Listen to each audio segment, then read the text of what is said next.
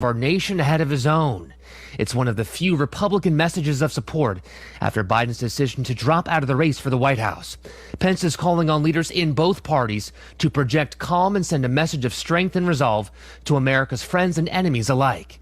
Perry Russum, ABC News, Washington. Vice President Harris and her husband, the second gentleman, Doug Emhoff, have made their first visit to her campaign headquarters in Wilmington, Delaware.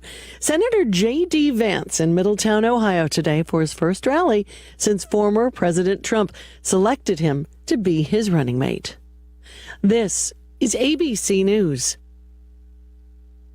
Summer is heating up, just like the deals at Omaha Steaks. From perfectly aged steaks to juicy burgers, Omaha Steaks is your summer grilling headquarters. Shop the Hotter Than Fire sale at omahasteaks.com for exclusive, unconditional money-back guaranteed packages starting at $99. Plus, get an extra $10 off with promo code QUALITY at checkout. Visit omahasteaks.com, code QUALITY for an extra $10 off. Shop the Hotter Than Fire sale today, before these deals go up in smoke. Omaha Steaks, America's original butcher. Offer not valid in all states or where prohibited by law. Loans are subject to lender approval. See website for details. Honey, the credit card bill came, and we're maxed out. Maxed out cards, rent is due. We just need some extra cash to help us get by. Maybe we should go to 27cash.com. With our bad credit? 27cash.com is one of the largest personal loan networks. They can help people with any type of credit get up to $5,000, and cash can hit our bank account as soon as tomorrow. When you need extra cash, go to 27cash.com. That's 27cash.com. 27cash.com. WNSR, Nashville Sports Radio. Hello, I'm Greg Figueroa. And I'm David Figueroa. Over 30 years ago, my brother Greg and I set out on a mission to offer the world a better hot sauce. That's right, David. We made Melinda's thicker, hotter, and better than ordinary hot sauces. And now we have 32 exciting and delicious sauces that hot sauce fans are obsessed with, like our ghost pepper sauce, our Thai sweet chili, and our best-selling black truffle hot sauce. Melinda's also has 5 spicy ketchups made with real sugar and no added junk like high fructose corn syrup. People ask David and I, what makes Melinda so good? That's easy. We think like chefs do. Instead of burning someone with hot peppers and vinegar, we use fresh plant-based ingredients and the finest chili peppers perfectly blended to set your mouth on flavor. Go to melindas.com to find our line of craft condiments at Walmart and other fine retailers. And right now, get 20% off our award-winning sauces with code SPORTS at melindas.com. That's melindas.com. melindas.com. Here we go! From the Nashville Sports Radio Media Complex, this is the George Plaster Show. Call George now at 615-844-5600 and online at WNSR.com. And now, George Plaster. Featuring Tennessee Sports Hall of Famer Watson Brown, Tennessee Sports Hall of Famer Kelly Holcomb, along with young gun Billy Derrick. And now, here's your host, George Plaster. Welcome back into the George Plaster Show alongside Kelly Holcomb. I'm Billy Derrick. Also, Billy Jones at the controls. The inmates are running the asylum. I like how Greg Pogue put that one. But Titans are reporting to training camp tomorrow. We'll talk a little bit about that, but we'll save most of that for Terry McCormick's first daily Titans update on Wednesday. So football just around the corner. You can watch us on YouTube, Twitter, Facebook, podcast version available on Apple Podcasts and Spotify. Go subscribe to that YouTube channel. We've got all kinds of content from SEC Media Days last week. You'll be notified every time we go live if you want to hop in. The phone lines are open, 615-844-5600. It's an isolated thunderstorm kind of day, cloudy and overcast. I'm not as good as George at giving the weather report, but some rain coming later tonight and the next couple of days, so stick with us right here at 95.9 FM. Let's get out to Murfreesboro, though. Kelly Holcomb reporting live out there. Kelly, what's going on? Really, how you doing, man? How's it feel sitting in the director's chair? It's a little different. I've done this before, though. I remember the first time I did this, I was feeling it. I was pretty nervous, and I had you staring me down. I don't think I ever did it with Watson, but I had you staring me down, so it wasn't. I did. I liked it. I enjoyed making you a little uncomfortable. But no, we're back and ready to roll. We're going to talk a lot of football today. Jordan Rodgers got an interview with him at SEC Media Days in Dallas. We're going to play that. Also, Chris Lowe from ESPN.com. And Billy Jones is back from Dallas, who did a phenomenal job reporting live, getting us all kind of interviews. Billy, are you still feeling it? Yeah. It was a long drive back, busy week, but great opportunity. Thank you guys for sending me down there. Had a great time. I'm not going to lie, Kelly. I was in church yesterday thinking about you when they were asking, about prayer requests. Poor Kelly's sandwiched between two Billies all week. I hope he's going to be all right. I was genuinely concerned for you this week. I agree. I am concerned myself. Good grace. But you did a great job down there, man. That was awesome. I know you got to meet a bunch of people, and it's kind of chaos down there, but I thought you did really well. Yeah, it's fun, though. I had a great time. Yeah, it is chaos, though. It's hard to get, like George was trying to tell us during the shows, you got to be on your toes a little bit. I mean, with the Chris Doering interview, we were lucky to get him on time, but we can give thanks to Kelly on that one for securing Chris Doering for us. But a lot of good content last week, and we got more content coming this week. But Billy, I don't say this like George does, but you got an update for us? I do have an update, and it's brought to you, as always, by Lori Burnett Leland. You can find her online, mortgageladyyusa.com, or if you want to, give her a call at 615-969-4350. Let's go across the pond yesterday. We'll start over in Scotland as Xander Schauffele wins the U.S. Open behind a round of 65 on Sunday. Won the Open Championship, defeating Justin Rose and Billy Horschel, who finished tied for second at 7 under. And Xander Schauffele, who was always in the mix as one of the better golfers, the whole thing, he couldn't win the big one after winning the PGA Championship a couple months back. Now he's got 2 under his belt just this summer. Yeah, Kelly, did you? I didn't think we'd see Xander Schauffele at 2 major championships this year before Scottie Scheffler, and I think Schauffele's a guy that people forget about. But he won PGA Championship at Valhalla, and now he's won the PGA or the Open Championship. He's a really good, and I don't know, I guess I'd say elite golfer at this point that I think we forget about sometimes. He is elite, man. He's gotten so much further in his ball striking. He can hit the ball so much farther than he did a couple of years ago, and it's kind of amazing. But Scottie Scheffler's won 2 Masters, and now Xander Schauffele's won 2. He's won the PGA and the Open Championship in the same year, which is really cool. And I think this year, I forget who won the U.S. Open. Y'all tell me. That's a good question. Even know? But I know it was 4 Americans. I know the 4 Americans won all 4 major championships this year, and that was the first time in a while. So I know that Scottie Scheffler won the Masters, and then DeChambeau. That's right, yeah. Bryson DeChambeau won the U.S. Open. So it's first time in forever that 4 Americans have won the 4 majors in a calendar year. Obviously, we saw Tiger struggle. I think we're past the point of seeing him have any hope at any of these majors. He didn't even make the cut. I think him making the cut, I think was at PGA was huge, and now he's not really able. I wonder, Kelly, when he just decides to cut it off. I wonder if maybe. Hey, I love what he said. I love his press conference when he was talking about Colin Montgomery, because you don't know who Colin Montgomery is, Billy. Yeah. Neither do you, Billy, too. But I have that option, is what he said. I have the option. You never want it. I can play till I'm 60, which I love. So I would play as well. I just don't know if his pride will allow him to do that. But if he could play more golf, man, he's still a great ball striker. It's just when you don't play competitive golf, you only play 4 tournaments a year. That's tough. Yeah. And for him making 25 consecutive Masters cuts, that's impressive. What else you got, Billy? Florida State and Clemson today, were kind of the main storyline going into ACC Media Days, which is going on this week in Charlotte. There's an ongoing saga as they continue to try and find their way out of the conference. It was announced today that they are not going to file suit to be able to meet the August 15th deadline that would allow them to get out of the ACC before next year's athletic season. So they're at least in the ACC for this year and next year. ACC Commissioner Jim Phillips led off Media Days by saying, quote, "I can state that we will fight to protect the ACC and our members for as long as it takes."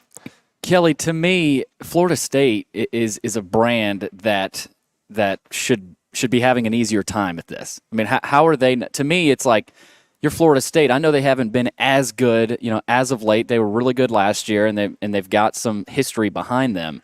But this should not be this hard for them. I mean, that's what I'm struggling to grapple with, unless the grant of rights, we talked about that being the huge deal, and that's what is stopping them. I think that's the whole deal, man. You don't want to pay $125 million to get out of a contract, and you're trying to find your way out of it. I know that you're right about Florida State. When they first joined the ACC, I mean, they won 9 straight championships. I think it was a bunch. And Bobby Bowden. Yeah, I don't know. What do y'all think about, like, if Clemson and Florida State does get out of that contract and they go independent? I mean, do you think the SEC comes after them? I'm kind of like Chris. Like, what does that move? Does that move the parameter for the SEC? Because you got Florida State and Clemson. South Carolina's already in South Carolina, and then you've got Florida that's in North Florida. Like, what is that? Like, I can see North Carolina being more of a deal to the SEC than Clemson or Florida State, and maybe Miami being in South Florida. Those kind of make sense. But, I started thinking after Chris talked about it, like, what does Florida State and Clemson do for you? Well, I think that one thing we've kind of learned is as streaming started to move along is that, these conferences are realizing that what matters less, and it still matters, the geographical location of schools, but it matters a lot more about brands and having these big brands so that you can market, what they kind of call like helmet games, where you just see these big matchups that you want to tune into, because it's been a lot more about, seeking out these games and these games finding you. Like, part of the reason Missouri and Texas A&M were invited to the SEC was because of that reason. The SEC needed subscribers for the new network. I think if that were happening today, I don't think Missouri nor Texas A&M would get that invite. So we'll see if it continues to move in that direction or if there's kind of a course correction. But, I think the SEC kind of knows at this point that the grant of rights, which was designed to do exactly what it's doing, which was keep the ACC together, is going to continue to do that. And I think the SEC knows that if Florida State ever gets out of there, the SEC is going to be their first call. So I think they kind of like where they're at, and they don't feel like they need to be aggressive in any way. Yeah. Florida State will find them when the time is right. The SEC doesn't have to be proactive in this. And I think looking back, Sankey at Media Days said they're not recruiting. Well, I mean, I think he believes that, and he's right in that. Now, there doesn't mean they're not looking. Right, but they don't. It's not like they have to go out and recruit these teams. And looking back, Texas and Oklahoma sort of fell into their lap a little bit too. And if that happens with Florida State and Clemson, that's how it's going to happen as well. So, what else you got, Billy? We got LeBron James will bear the USA flag at the Olympics. He was voted upon by his fellow Olympians to be able to be the male flag bearer for the opening ceremonies coming up on Friday in Paris. Steph Curry was the one who originally nominated him for the award. LeBron James says, quote, "For a kid from Akron, this responsibility means everything to not only myself, but to my family and all the kids in my hometown, my teammates, fellow Olympians, and so many people across the country with big aspirations." He will be the first men's basketball player to bear the flag for the U.S. at the opening ceremony. Oh, wow. So an exciting day for LeBron James coming up on Friday. Did y'all see where they struggled to beat South Sudan the other night? They're playing Germany right now, I think doing well, but South Sudan has some good talented players. I just saw that score. I just don't understand how you get all the egos in that building right there and on that team. I just, especially in today's society where, it's all about me. It's all about me. How do you get those guys to play together? Everybody wants to score 50 points. Yeah. 92-88, the final, as the U.S. takes down Germany. But you're kind of right, Kelly, and when you watch them play, it feels that way. They don't move the ball very well. There's not a lot of cohesion in the unit. It's a lot of iso ball, which, they have enough talent that they've been able to get by, but there really isn't any sort of, style of play or cohesion. Yeah, they can flip the switch whenever they want to, though. I was watching the... You think it's that easy? I mean, I think, South Sudan, they did it against them. We'll see. I don't know who are the other really good teams. I'd say France is good, Slovenia, and Serbia, obviously. Kind of building around the two superstars. It'll be interesting, and whether there's the amount of pride in it too as well anymore. I think that's going to be interesting to see. Mm-hmm. Well, we also got an incident with Jordan Love up in Green Bay. He is not going to practice until he gets himself a new We're going deal. to get into this a little bit later, deeper with Kelly as well. Perfect. Well, we'll touch on it quickly. Packers GM, though, says that we completely understand where he's coming from. So it feels like there's a lot of amicability because, of course, Love was at training camp and he's been in meetings. So it seems like they're kind of on the right track, but, of course, still another hill to climb in terms of getting this actual deal signed. I feel like this is happening a little bit more often, especially this offseason with quarterbacks, Kelly. Contracts mean nothing anymore. I mean, you can get out of a contract. That's what, you were just talking about Florida State and Clemson, and those are binding. I mean, $125 million, you don't want to pay that. But, like, these contracts now with players, man, they can – I would just, if you didn't have to have them, if I'm a GM, I'm just letting him sit out. Just sit out, man. We'll figure it out. We'll go get somebody. I'll figure it out. I just wouldn't be held down by that. But, it's a brand. They want to win. They've got a young quarterback. I don't know. Who knows, man? But you're going to see it more and more. Yeah. Let's get to these last couple stories here. Coming in August, we've got Untold, the company that made the documentary about Johnny Manziel on Netflix, and the Swamp Kings documentary about the Urban Meyer Florida teams. They're releasing one around the Michigan sign-stealing scandal, the whole Connor Stallions debacle. So that's coming out in August. That'll be a great way to kind of get everyone in the mood for college football. But I'm interested to see what becomes of that. I'm pretty excited for that one. I'm sure there's going to be a lot of, here's Connor's side of it. Here's why he wasn't wrong in what he was doing, and any other diehard fan would have done this in his situation. I'm sure that's what it'll be about. I wonder who pushed for this. I'm sure it was Michigan's party saying, hey, let's put this out. Let's try to put the truth out here. But also in this Untold is the murder of Steve McNair, which is going to be really interesting. I think that's what Jeff Fisher has been talking about when we had him on for our sports speaker series. He's been on the show talking about that. I think he's interviewed in that. So that's going to be an interesting one as well. Some stories that haven't been told. I mean, I'm sure George could probably be interviewed on that and talk about, the coverage they did and just how surreal that was. So that is also going to be part of that package. Yeah. And then training camp opens tomorrow. Yes, it so does. For the Titans, and that to me is another sign of the football season starting when you get the NFL training camp starting, even though it really doesn't mean a ton, like Kelly said. I mean, it's more important than minicamp, but training camp still doesn't hold the weight maybe it used to. In the Hall of Fame game this Thursday? Next Is it this Thursday. Thursday or next Thursday? Okay, next Thursday. Gotcha. Yeah. Gotcha. Yeah. All right. That'll do it for the update, courtesy of Billy Jones. Good job, Billy. Coming up, we're going to play an interview with Jordan Rodgers from the SEC Network, former Vanderbilt quarterback. We talked a little bit about his time with James Franklin at Vanderbilt. We talked about the Commodores, talked about Tennessee, and talked about some of his favorite quarterbacks in the SEC. And we'll give our favorite quarterbacks as well in the SEC right after that interview. But coming up, Jordan Rodgers from the SEC Network right here on 95.9 FM. It was the most horrible experience that any mother could ever go through. I knew that I needed to get help. My friend, she immediately said, you need to call Bart Durham. And you guys were there within an hour. You guys are like family for us. Yeah, sure is nice to connect with the people that you're doing your best to help.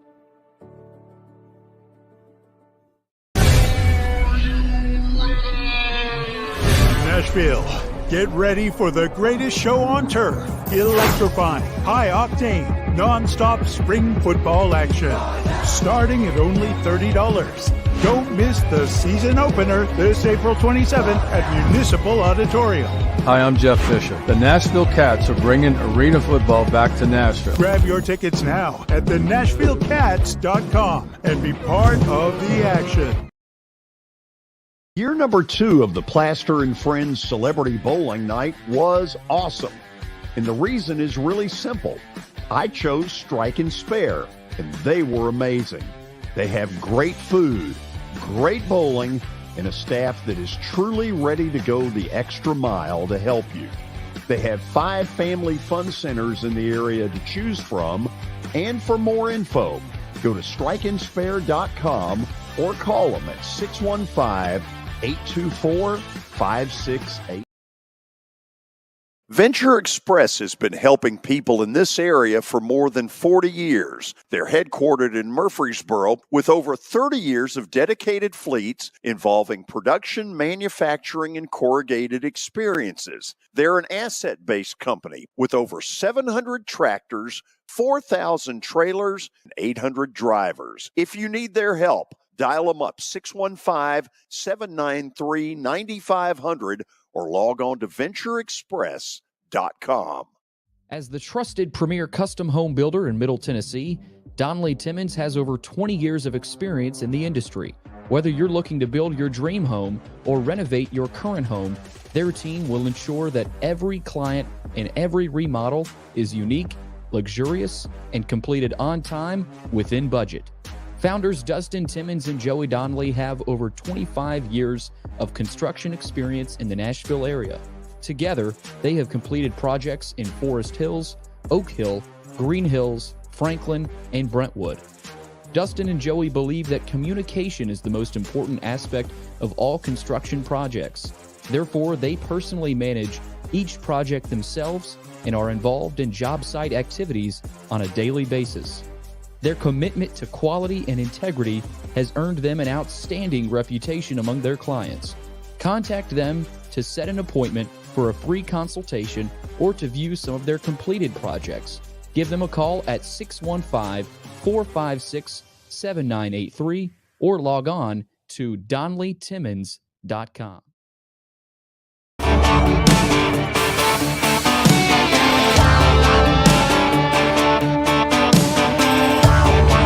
We're back with the George Plaster Show, 95.9 FM. Coming up, we're going to talk with Jordan Rodgers from the SEC Network.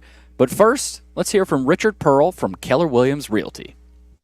Hello, I just want to talk to you today about listing your home. If you've been thinking about listing your home but don't know what your home is worth, please feel free to give me a call at 615-268-7996, and I will run a comparable market analysis for you and see what your home is worth. 615-268-7996, or my office number is 615-895-8000. Former Vanderbilt quarterback and current SEC Network analyst, color commentator, does it all there for the SEC Network. Jordan Rodgers joining us now. Jordan, let's hop right into it. We know you've got the James Franklin stories, and obviously George, you're familiar with George. Oh, yeah. Give us a Franklin story and maybe a little bit on your time at Vanderbilt here in Nashville. I think the first thing that stands out, I remember like it was yesterday, the very first team meeting we had with James Franklin. And we were coming off back-to-back 2-10 seasons. I was a part of the 2010 2-10 season. Mm-hmm. And we were just kind of a defeated team. Like there wasn't much confidence or anything. And James comes into the very first meeting, guns blazing. I mean, the energy was a 15 out of 10. And he's saying, we're going to win championships. We're going to go to bowl games and all this stuff. And we're kind of looking around going, has this guy ever seen us play? What? This guy's crazy. Like, what's he talking about? You can't come in here and first date. We're talking about winning SEC championships, competing at a national level. And there was just this confidence that he continued to bring every single meeting, every single day. And at first we were like, this guy's crazy. And then slowly but surely it started to just rub off on us. And I think that was the coolest part about that transition, is just seeing the guys that were in that locker room for the bad seasons and just how much more confidence and how much more change we saw on the field because of what James was able to help us do. Let's bring that to now, because doing a similar situation, 2-10 season, Clark Lee in year 4. What can we expect from Vanderbilt this year with a couple of new quarterbacks and a lot of new transfers that fans have to get used to? Yeah, no doubt. I kept going back to, let's start on the offensive side of the ball. I think with Tim Beck and Jerry Kill coming over from New Mexico State and even Diego Pavia coming over, I went back and watched some New Mexico State film. Because I remember that 2011 season, we were just starting to turn the corner. I actually wasn't even the starter at the beginning of that year, but I had a package of plays where I was, more of a runner. I wasn't quite developed as a passer yet, so we leaned on kind of some of the quarterback-designed runs. Anything we could do to get creative in the run game. When I flip on the New Mexico State film, I see that.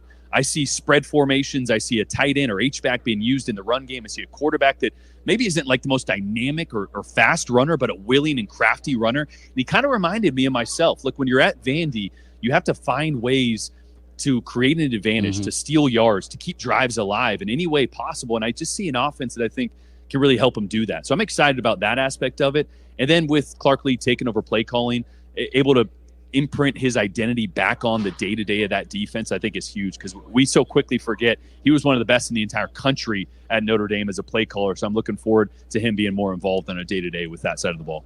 All right, got a quarterback question. There's so much talent in the SEC. You've got some younger quarterbacks like Jackson Arnold and Nico Iamaleava, but you've also got some veterans like a Jalen Milroe, a Quinn Ewers.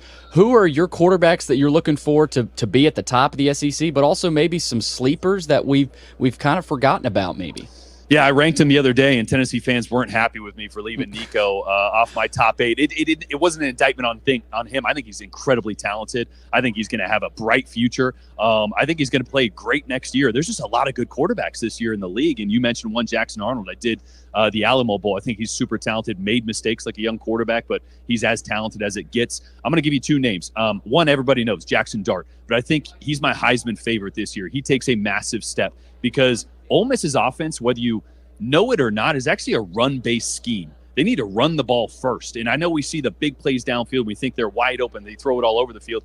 That's not traditionally who Lane has been, or at least how that offense starts. It's going to be this year. Talking to Charlie Weiss Jr., they're going to spread it out a ton. They might be in 5 wide formations, a lot more than we've seen in the past. It's going to look much more like that 2019 LSU team where they're throwing it all over the yard, and they got the skill to do so. So I think Dart's going to put up massive numbers, and I think Ole Miss is going to make a deep playoff run. The other name that I think no one's really talking about that they need to is Connor Wigman at Texas A&M. I had him at 5 in my SEC rankings, and I could have put him as high as 3. I think he's one of the most talented and underappreciated and underrated quarterbacks in the entire country. If you flip on the Miami tape from last year, you might not find more big-time throws from a quarterback in one singular game for anybody in the entire country last year. He was under so much heat. They couldn't block anybody. It was Swiss cheese up front for that offensive line, and he stood in there and was completing darts downfield. I know they lost that game, but if you're interested in Connor, go back and just watch that game because he was masterful. New offensive coordinator Colin Klein, I think they're going to get it going. I think he's going to surprise some people. I want to go back on Nico here for Tennessee. Yeah. As a sophomore, right? Played in the bowl game, but didn't play last year. Do you think him not playing the entire season last year will hurt him? And we heard Josh Heupel at Media Days, right? He said, hopefully he's not finding out what this is like mid-season, right? What can we expect from him? And you know, what do you think we see from Nico this year? If he hadn't played at all, I'd be a little worried. But that bowl game, I mean, he got a chance to go against a really good Iowa defense, and he balled out. I mean, so here's what I love about him, just from a quarterback standpoint. He's really fundamentally sound. When you watch him, the reason he's so accurate, especially to the perimeter, he brings his feet with him everywhere he goes. Every read he's going through, it's almost like Hendon Hooker. It's very mechanical in a way, and not in a bad way. It's just he's boom, boom, boom. I mean, his feet, his fundamentals, nothing changes no matter where he's throwing the football, which helps him be accurate. I think the differentiator for him, which is why I am very high on him, again, despite what Tennessee fans think and what they saw on Twitter and how they feel about me right now, his mobility, I think, is just even underrated. Like, he has some juice. And in that game against Iowa, you saw him not just escape up through the pocket, which sometimes can be really dangerous, is escape away, deep and away, and turn the corner on guys and run away from people. So that's going to be the element that is going to give teams fits, because Tennessee makes you cover 53 1/3, sideline to sideline. They spread you way out, and then when you have a quarterback that can really run and run away from you, now there's 5 or 6 guys in that box. Now it's a complete mismatch, and Tennessee has the advantage. So I love him. I had him, again, just outside my top 8 in quarterback rankings, but I think he is going to have a massive year, bright future, and I'm really excited for Tennessee and Nico. All right, I got one more. I love listening to Saturday Night Football on the SEC Network, and again, any game you guys call is fun, but where is your favorite place to call a game? I'm going to give you an underrated one.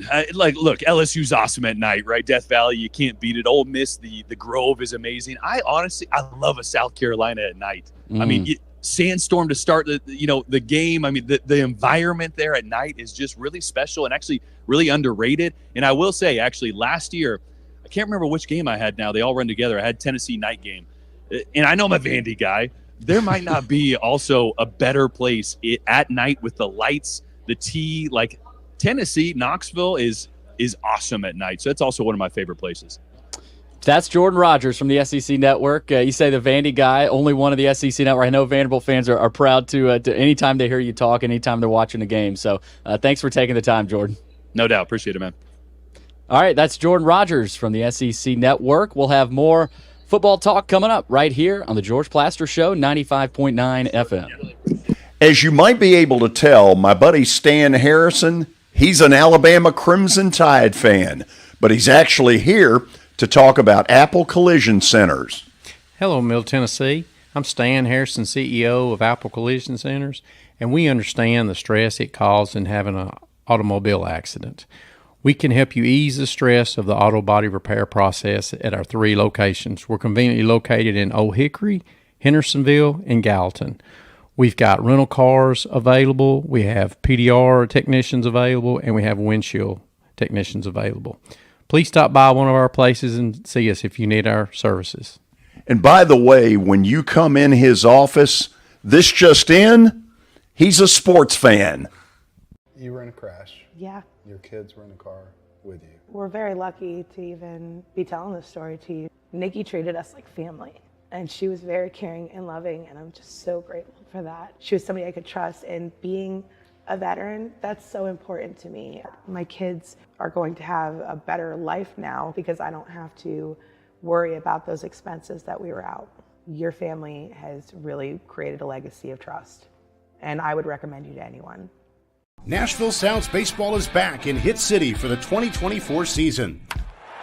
Spend your nights and weekends at the ballpark with weekly giveaways, fireworks shows, throwback deals, live music, and more. Top talent will take the field at First Horizon Park against the AAA Minnesota Twins, Baltimore Orioles, Atlanta Braves, St. Louis Cardinals, Cincinnati Reds, and more. Tickets start at just $10 and are available now at NashvilleSounds.com. We will see you in Hit City. St.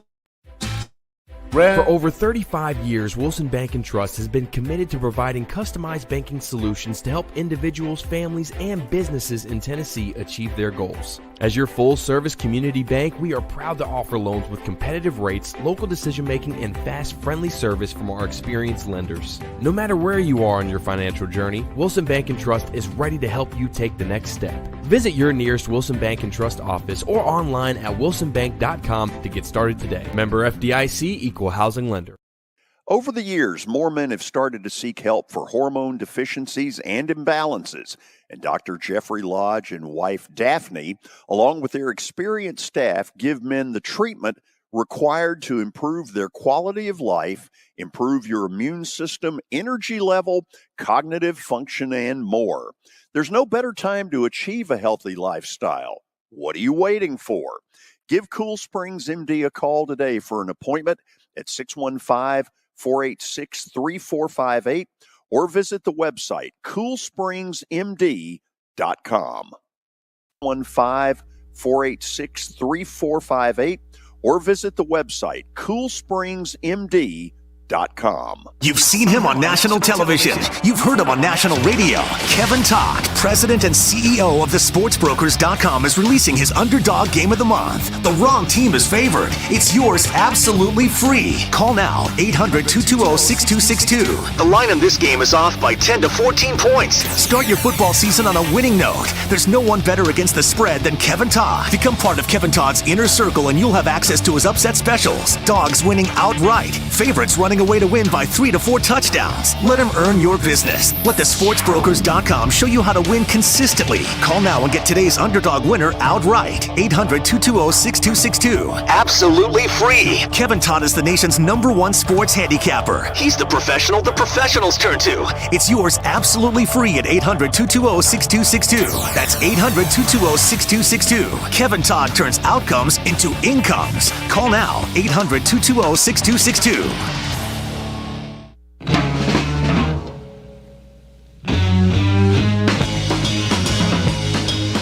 Welcome back on a Monday here at the George Plaster Show. I'm Billy Derrick, filling in for Plaz. Also got Kelly Holcomb and Billy Jones alongside. Great interview with Jordan Rodgers. Wish we would have had a little bit more time, but he was in a hurry there in Dallas at SEC Media Days. And it got me thinking, Kelly, why not give our top 5 SEC quarterbacks? And anybody out there listening, if you want to chime in with yours, 615-844-5600, your top 5 SEC quarterbacks. Kelly, we do have a caller on the line, but let's go ahead and get to yours first and maybe create even more debate. But what you got? Obviously Georgia, the best team in the land still, and Carson Beck, they're talking about him. I mean, he sat behind, Stetson Bennett for 2 years and learned, and he didn't leave, which is kind of new in today's era of college football or college sports. A guy sat there and, he doesn't want to transfer, but I think he's got all the skills. I really do, and I think he's a little bit more athletic than people think he is, and he's a pocket passer. So he may be the number one pick, in next year's draft, if he plays well and he takes Georgia to where I'm sure they're wanting to go. So I just like him. I'm pretty sure that he's everybody's pick, I would think, to be the number one quarterback in the SEC. Then it gets a little muddy, man. I put Brady Cook. I like Brady Cook. I think he came out of nowhere last year. Missouri has never been a juggernaut when it comes to college football, but I think obviously Eli Drinkwitz has got those guys playing well. They beat Ohio State in the bowl game, so I like him. And then you go down to Jalen Milroe. I think the other two guys below, or I know the guy below him is a better thrower, but better all-around quarterback. I think probably you look at Quinn Ewers. I think he's probably projected by most scouts to be a better pro, if Jalen Milroe makes that. But as college, you look at the dual threat guy of Jalen Milroe and what he did last year, and what you look what Kalen DeBoer did with Penix last year, bringing him from Indiana and then going to Washington, and he got those guys to the title game. So he's used to that. He's used to developing a quarterback. It's going to be interesting to see how Jalen Milroe has worked on his throwing mechanics and his work from the pocket, because that's where he's got to get better. I mean, I think, it's not a true traditional quarterback in the pros where you think of, hey, I'm going to anticipate a throw. He's got the old Tim Tebow, I call it, where he wants to see somebody open and then he throws it. So, you've got to get out of that. And I think Alabama's going to be better than people think they are. I'm not sure they're going to miss a beat, Billy and Billy. I think Kalen DeBoer's really good. He's won everywhere he's been. And I think it's going to be upsetting for the Tennessee folks, because I don't know if Alabama drops that much. Now, they've got a hard schedule, but, everybody in the SEC's got a hard schedule. And then, you look at Quinn Ewers. I just think he's got to stay healthy, man. He's got to stay on the field. He's kind of had some injury problems, but I think the guy he's going to get drafted. He's a really good quarterback. He's got somebody breathing down his neck and Arch Manning, but I don't think that, I think somebody said the other day about Steve Sarkisian. I think Steve Sarkisian knows what he's got in Quinn Ewers. He's kind of on, the upperclassman side, and I think he's a really good quarterback. I think he's accurate. I think he can throw it at multiple angles. When he led Texas, he let them, to get in that playoff. So I think he's a really good quarterback. And then you look at Jackson Dart. He started 3 seasons at Ole Miss after transferring from USC. He's a big kid. He's a thick kid, man. He can, he's tough. He's not scared to lower his shoulder, which sometimes that scares me with quarterbacks. But, in college it's a little different. And I think he's kind of the guy. And you heard Jordan Rodgers talking about it. They're kind of a run-oriented offense, which I'm not quite sold on that, but he fits into their offense really good. He fits into what they want to do and what Lane Kiffin wants to do, and some of those option reads and those zone reads that he takes, and he's got a bigger body. He can handle that, and plus he can stand in the pocket. So I'm sure everybody's 1 through 5 is totally different. That's just what I thought. All right, here's what I've got, and I think that's a good list, Kelly. The only really difference in mine and yours is that I have Brady Cook a little bit lower. I really like Brady Cook. I don't think he's as good as what you had him at second.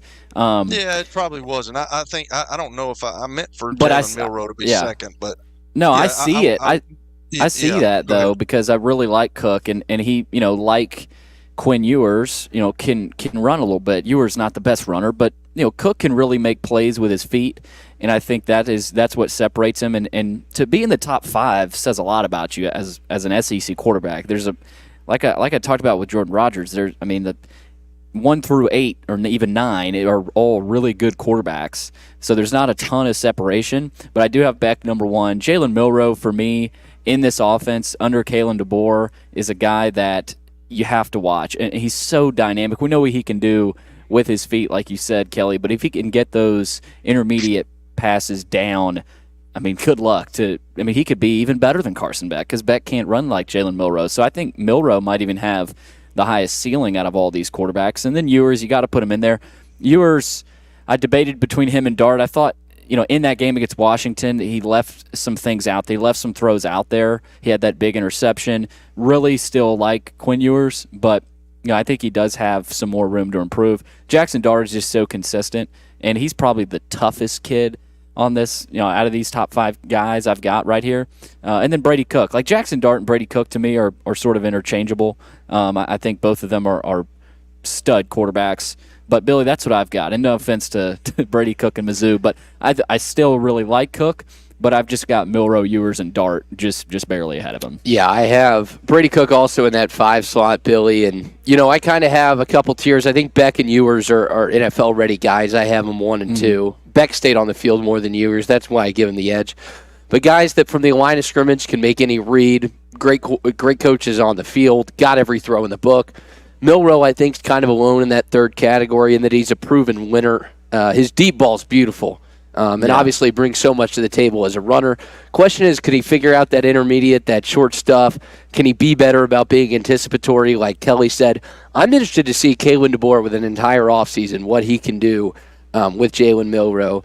And then in that kind of 3rd tier, I think Mertz is the best of the bunch, but I also have Brady Cook, Jackson Dart, and Connor Wegman kind of in that 3rd category. I think Mertz had a really good year last year that went underappreciated just because Florida wasn't very good. But he made a lot of really big throws, kept them in a lot of ball games, and I'm really excited to see what he can do this year, and really did it throwing to only 2 receivers on that team. So huge props to Graham Mertz going in and I'm with you on strong. Mertz because and Billy people act like Billy Napier is some sort of idiot. Like obviously I don't think he's the greatest coach of all time, but there's a reason he's stuck with Graham Mertz because he believes in him and he did make some legit big time throws last season. So there's our top 5 SEC quarterbacks, and if you've got yours, chime in 615-844-5600, and we're gonna go to the phones right now, and let's go to Jeff in Murfreesboro. Jeff, what's going on? How's it going, guys? I just want to say, can Kelly hear me? No, but I'll relay this to Kelly. That's what I thought. He never can, so I didn't know what the deal. I guess y'all don't have good headsets. Nonetheless, I just want to tell Kelly I heard his son had transferred somewhere. I hope he does well, Jameson, and I hope Jay as well too. But I just want to say, guys, I told you guys about Stoops last week, how many dumb questions they asked him. They asked 4 questions about Calipari and A&M. The A&M job, the reason why he didn't get it is because they took one look at his SEC record at A&M, and they canned him. They said, you're out the door. We don't want to fool with you. Did you guys know what Rick Pitino did this whole season? What did he do? He gave $1 million to NIL for football, Kentucky. Did you guys know that? Rick Pitino did? Rick Pitino. You know who Rick Pitino is?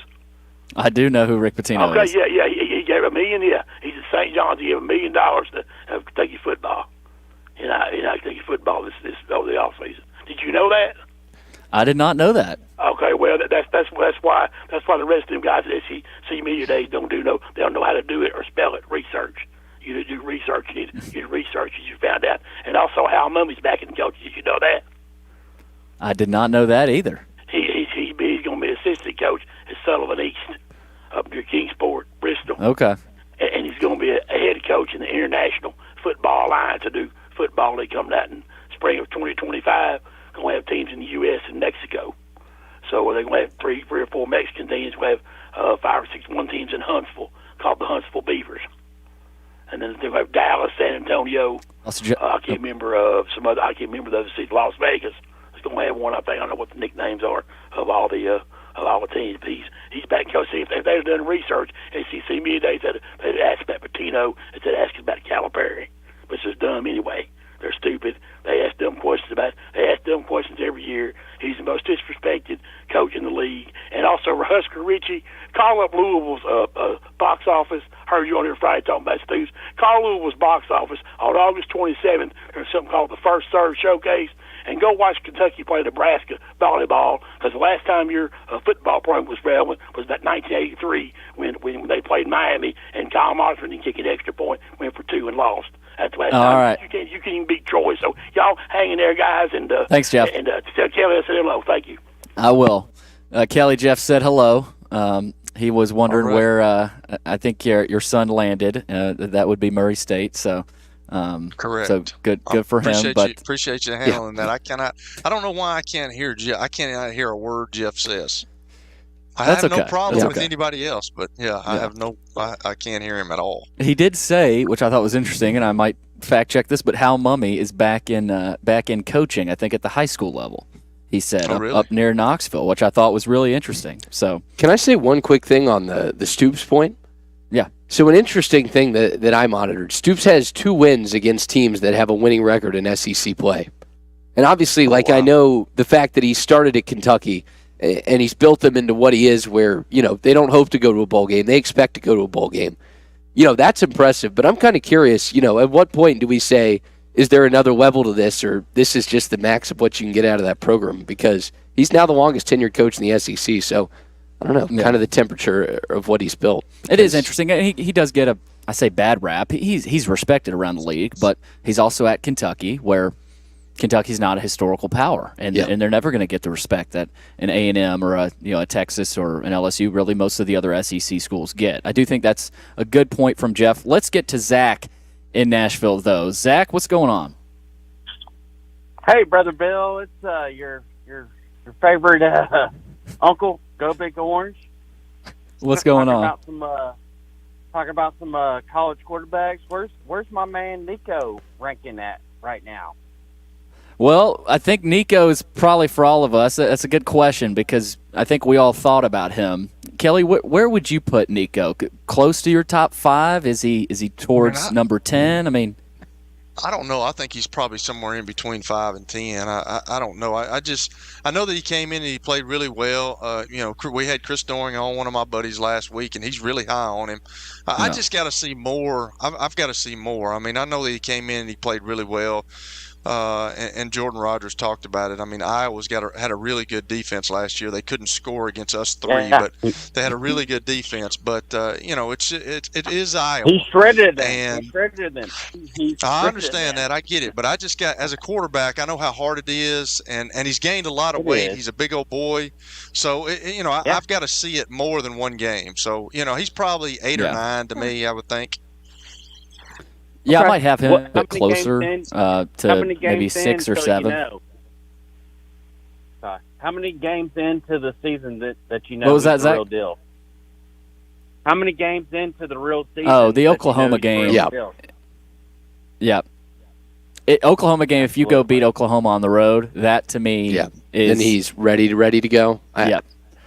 And even NC State, that's not going to be easy either. They should beat NC State, and that's a neutral site. It'd be a lot of orange there. But you go to Oklahoma, Kelly, and win. I think he's the real deal. Absolutely. And I'm from everything that Tony Basilio talks about, he must be the real deal. But I know how hard it is to play that position. He's got the body, he's got the physique, he's gained a bunch of weight. It looks like the ball comes off his arm. It looks like he's reading the ball, reading the defense well. And Josh Heupel, he gets guys ready. So I'm not saying that he won't be the top quarterback in the league next year, but I've got to see more than one game. When I think about quarterbacks go ahead, Zach. Now, I understand that he's got a good zip on the ball. He is young, but I think he's ready to will and deal, and I think he's going to be the real deal. Well, he better be. Yeah. And that's what Heupel talked about, right? At media days, he was asked about it, and I brought this up with Jordan. He said, we hope he's ready to go from game 1, because you do need him to be. You can't slip up against NC State and Oklahoma, and if you do, the margin for error gets smaller. But, yeah, Zach, thanks for the call. Good to hear from you, brother. Y'all too, man. Good show. Great. Appreciate it. All right, let's wrap up this hour with Tony in Nolensville. Tony, what's going on? Tony, you there?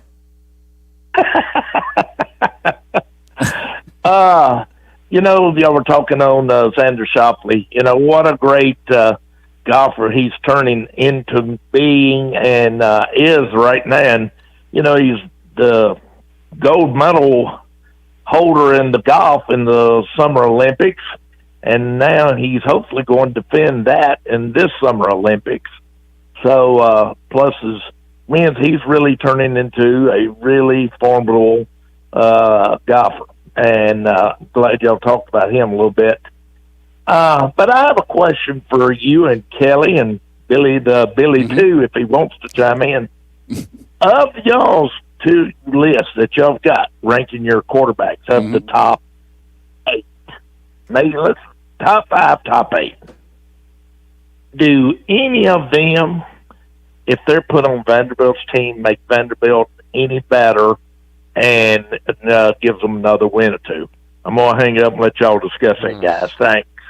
That's a good question, Tony, and we don't have a ton of time. We've got a couple of minutes here to break this down. Kelly, I would say Jalen Milroe, out of anybody, would give Vanderbilt the best shot because he can run.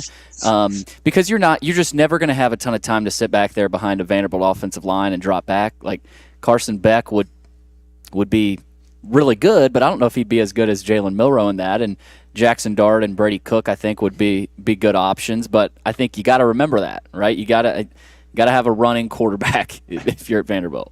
Yeah, I would think the 3 would be Jalen Milroe to start off with, and then Brady Cook and Jackson Dart. Absolutely. Yeah. Those guys can move around. They're not statues in the pocket. Not saying that those other guys aren't, but other guys are. But I just think you have to have somebody like Jalen Milroe is a guy that he's a world-class sprinter, man. He can outrun people. So I think you got to have a guy like that, and I think that he would probably make Vanderbilt better. Now, I don't know how many wins he would give you. I really don't, but I think he would make Vanderbilt better. I think that, Milroe's the only guy who improves Vanderbilt by multiple wins. I think Ewers, Beck, and I think you could put Brady and Dart in that category because, again, like Kelly was saying, their athleticism, I think lifts them over to at least give them an SEC win or improve them by a win or two. Because you don't have the receivers, that Georgia does. Yeah. Right.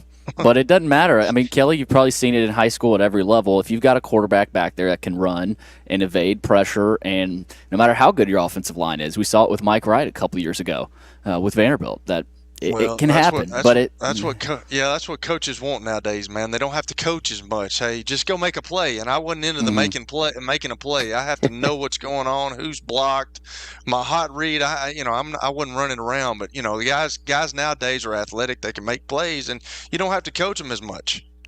Good calls, good questions. Top 5 SEC quarterbacks. We'll keep it going.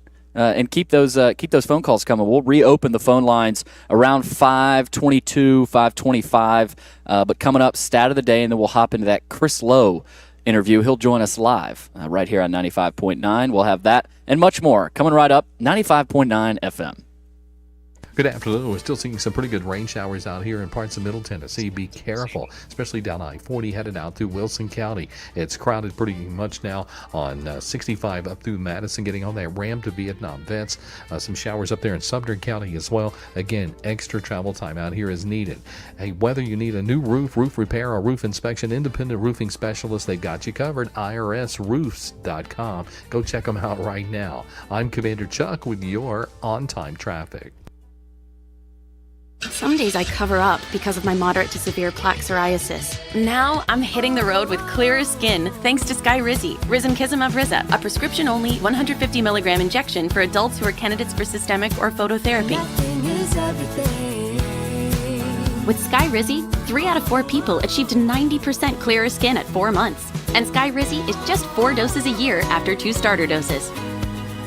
Don't use if allergic to Skyrizi. Serious allergic reactions and an increased risk of infections or a lower ability to fight them may occur. Before treatment, your doctor should check for infection and tuberculosis. Tell your doctor if you have an infection or symptoms such as fever, sweats, chills, muscle aches, or cough, or if you plan to or recently received a vaccine.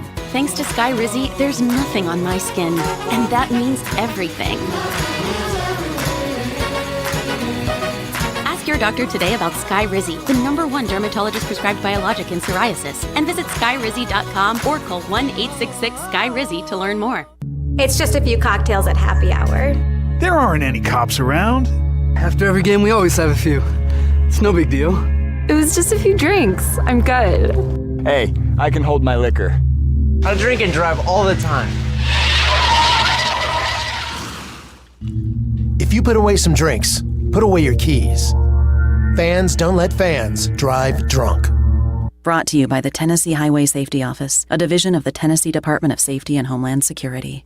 Summer is heating up, just like the deals at Omaha Steaks. From perfectly aged steaks to juicy burgers, Omaha Steaks is your summer grilling headquarters. Shop the hotter than fire sale at omahasteaks.com for exclusive unconditional money-back guaranteed packages starting at $99. Plus, get an extra $10 off with promo code SIZZLE at checkout. Visit omahasteaks.com, code SIZZLE for an extra $10 off. Shop the hotter than fire sale today before these deals go up in smoke.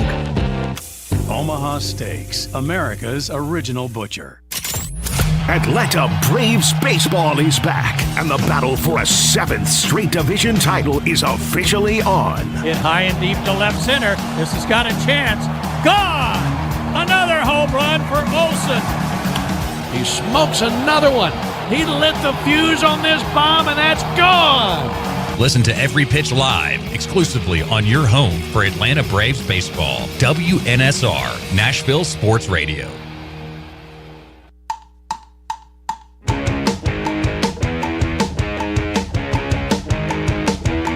It's time for Stat of the Day, presented by Adam Whitehead Plumbing in Nashville. If you have issues with your waters, heaters, bathrooms, kitchen sinks, water, or sewer lines, give Adam a call at 615-485-1534. Let's see what we got today. Last night, Shohei Ohtani hit a monster 473-foot home run. Ohtani has 4 career 470-foot plus home runs. Which current player has the most? Ooh, I mean, Pete Alonso has to be up there. Aaron Judge. Aaron Judge has to be up there as well. Judge feels like the answer there. It's probably like. But I don't want to. We shouldn't get this wrong. Something benign like Trey Turner. You know what I'm saying? It's something. I'm sure somebody. It's probably some crazy answer like that. But I say Aaron Judge. You got a guess on how many you think Aaron Judge has? Ballpark. How many 470 plus? 8. Okay, Stanton. I was gonna say either Judge or Stanton, but Stanton. Stanton is the better answer there because Judge, he's got power, but Stanton has so many of those moonshots where you just, how did that ball just go that far? But Ohtani's went out of Dodger Stadium. Yeah. Did you see that, Kelly? I did not. Did it really? It went out of Dodger Stadium. Yeah, and that's one of the stadiums. There's not a ton of bleacher seats out there, so other parks maybe it's in the second deck. But that was, to get it out of there still was incredible. I know we got to go, but what did y'all think about the uniform for the All-Star game? Oh, I don't know why they just wear it. Even if they would have just worn the team hats, it would have been better. It's all about the money and the merchandise. Yeah, I was down at the stadium, and you could still see they were selling all the jerseys up on the rack. If you're going to make jerseys, make them better looking than that. Wearable? Do kids, I wonder if kids look at those and are like, man, that's a sweet jersey. I'm sure maybe some of them do, but good grief. That's awful. But I miss the days where they wore the team hats, team jerseys, and you know exactly what the teams are. But can't always be like it was in George and Kelly's day. So anyway, coming up, Chris Lowe, senior writer at ESPN.com. We're going to keep the college football talk coming along. Don't worry, we'll talk Titans. We got Terry McCormick coming on Wednesday. We'll talk more Titans tomorrow. But we're going to talk some SEC Media Days takeaways, Nick Saban on the SEC Network set, what that was probably like for some of those coaches, and much more. But we'll take a break and come back with more of the George Plaster Show right here on 95.9 FM.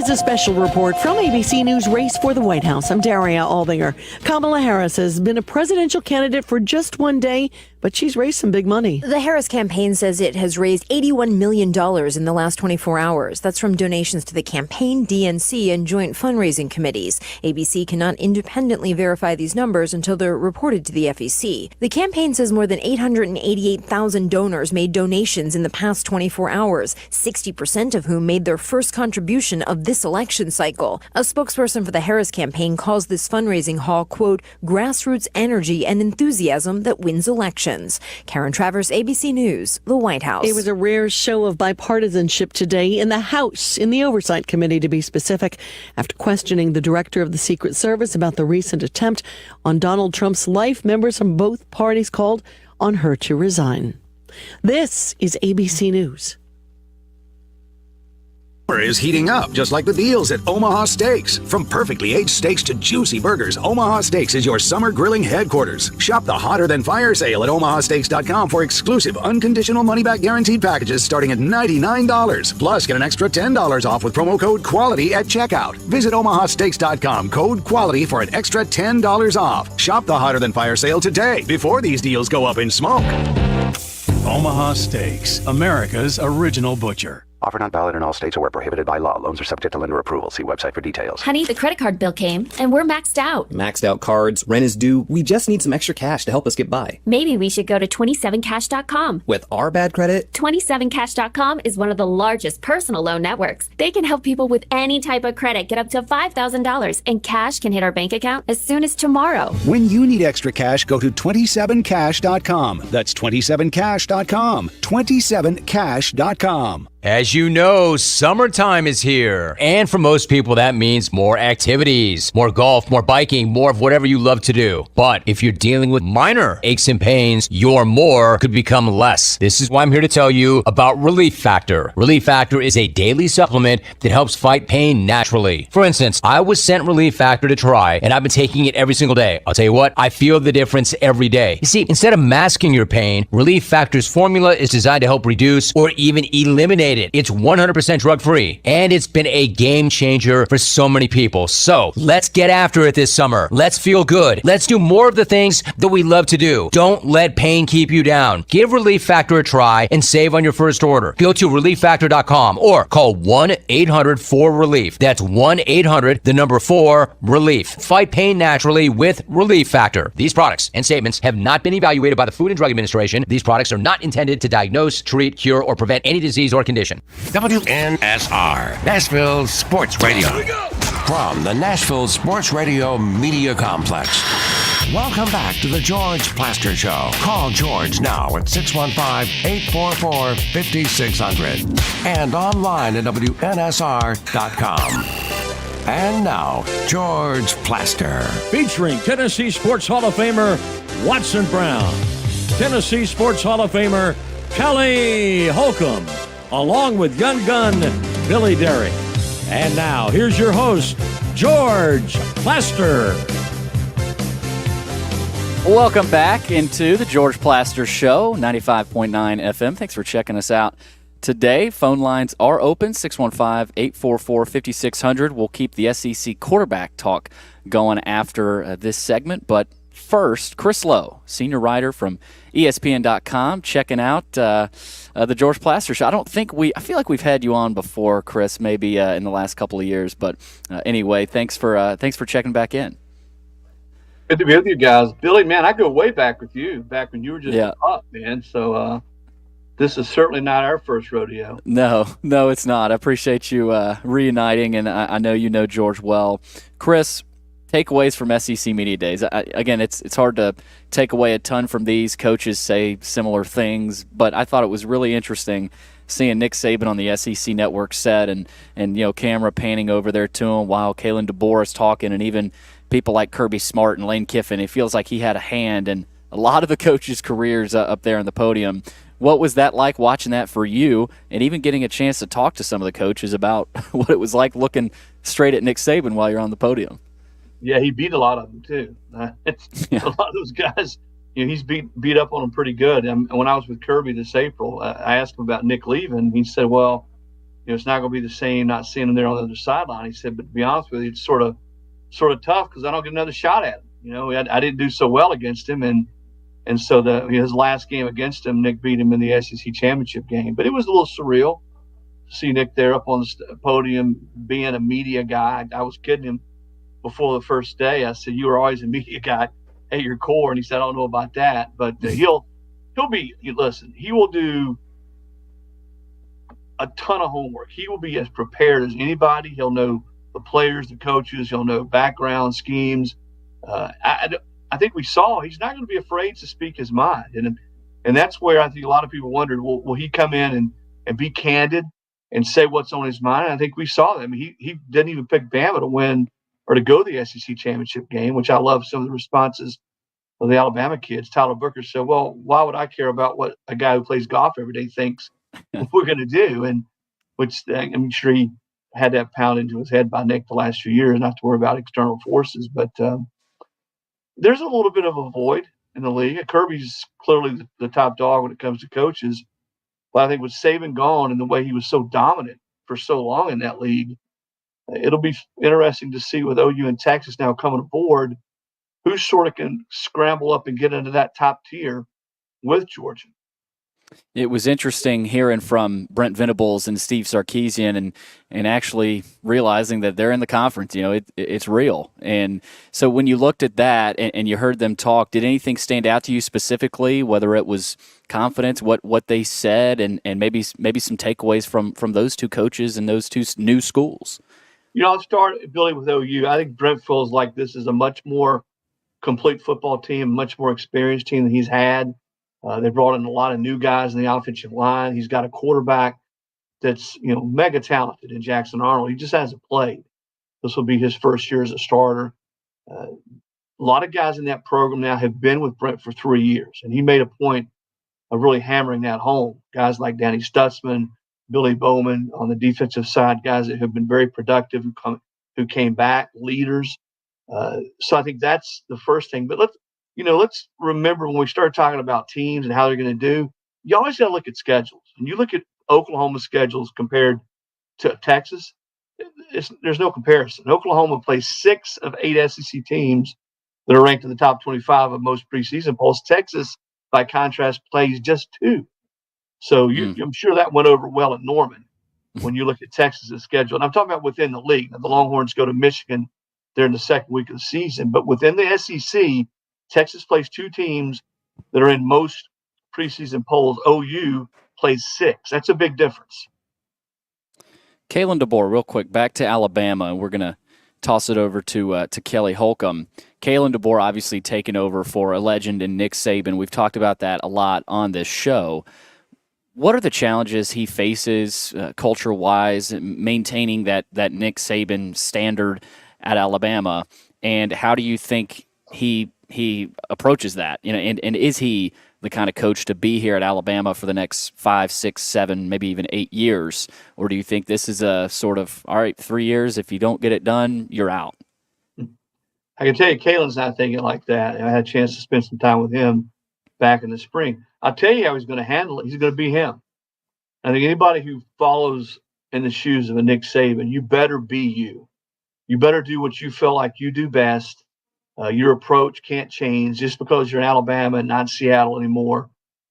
Granted, maybe the SEC is a little bit different, but as a coach and the way you feel like you do things, your strengths, your staff, I like the way he sort of mixed and matched and putting together his staff. I mean, clearly they're recruiting at a high level right now. If you look at the recruiting rankings and you put a lot of faith in those, but you're right. It's Alabama, and you know what's going to happen. Georgia rolls in there September 28th in Tuscaloosa. They don't win that game, then it's already going to start. But listen, Kalen's not oblivious. He did not walk into this job without his eyes being wide open. He understands the standard. I give him credit. A lot of guys did not want this job with established jobs. And remember, Kalen went to the national title game last year. It's not like he was, sort of plugging along, winning 9 or 10 games. The guy's won everywhere he's been. And Billy, I like this the most about Kalen DeBoer, is he's been a grinder. 10, 11 years ago, he was at Sioux Falls. Mm-hmm. Not even in, big-time college football. He goes to Fresno State. He's an OC in Indiana, which is not exactly a a juggernaut in college football. He goes and he comes to Washington. There are 2 years. In his second year, he's in the national title game. So he was not born on third base in this profession. It wasn't like he was at Texas for a while and then Ohio State for a while as a coordinator, and all of a sudden now he gets his shot. He's had to prove it and earn it everywhere he's been, and I think that will serve him well in a pressure cooker like Alabama. All right, I lied. I got one more. Georgia.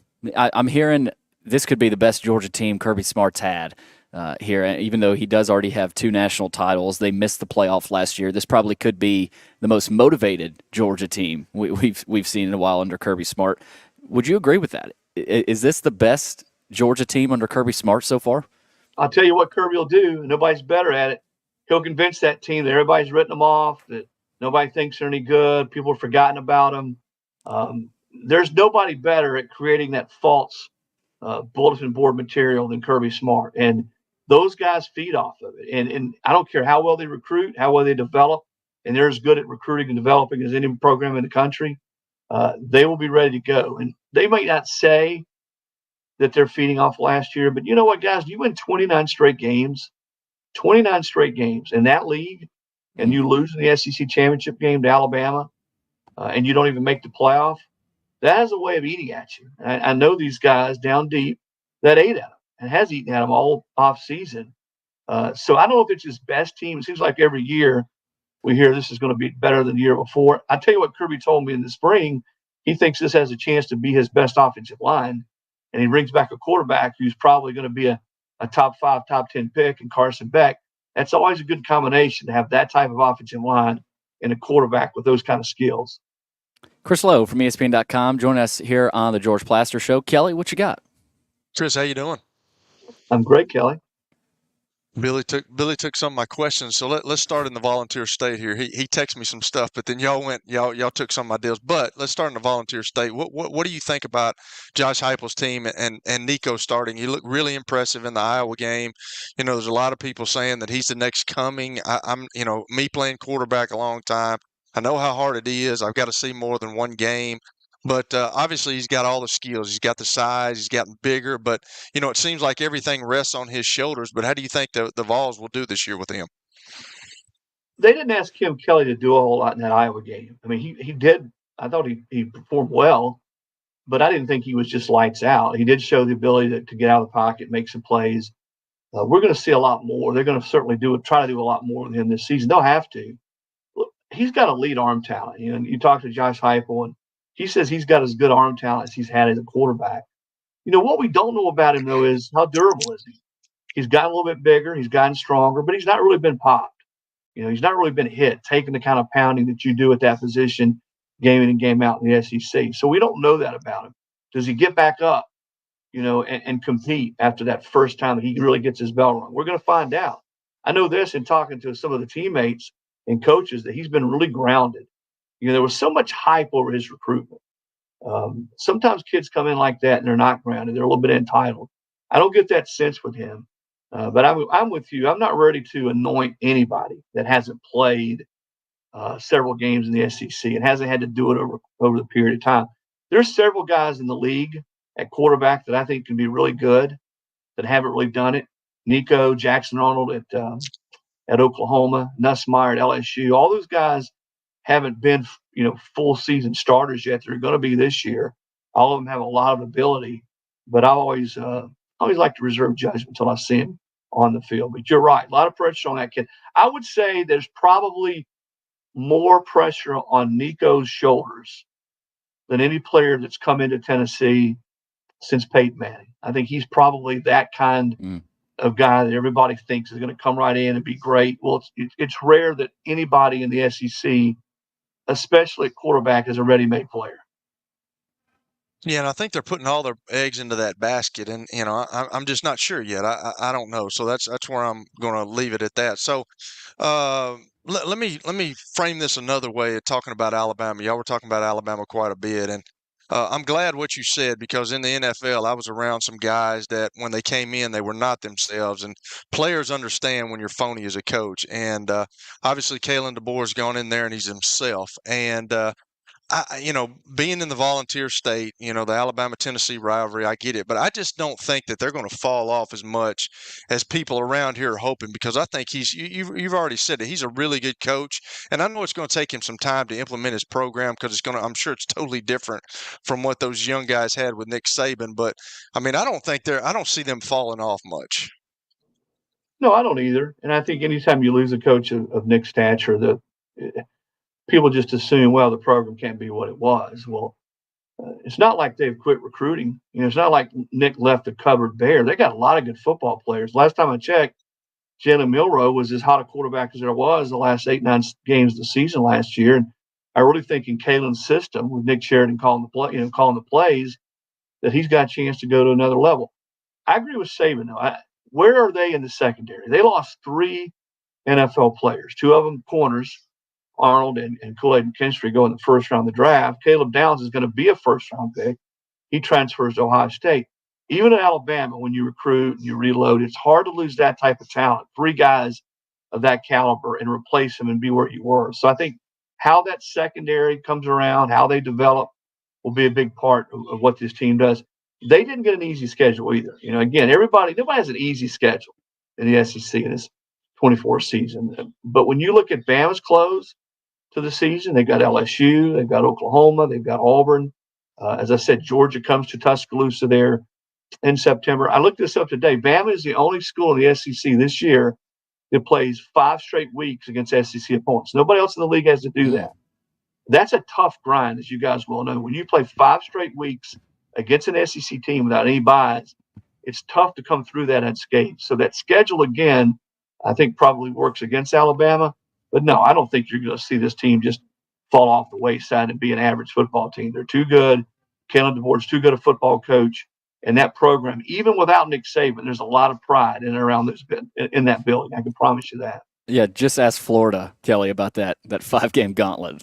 Oh yeah, unbelievable. So tell me this. My last question is: what kind of splash do you think Texas and Oklahoma has?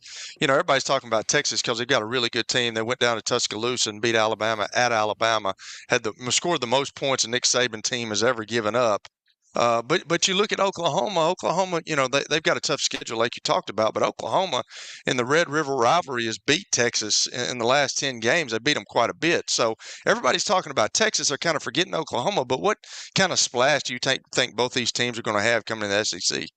Yeah, you beat them last year. We sort of have short memories. All of us are guilty of that. You beat Texas last year in the Red River game. So yeah, here's the big difference, I think, for both those teams. Is in the Big 12, you could play sometimes a C-plus game and squeak by and win. You're not going to be able to do that in the SEC. I don't care who you play, especially on the road. So even if you play really good football for 2 or 3 weeks and you have a down game, you're going to lose the football game.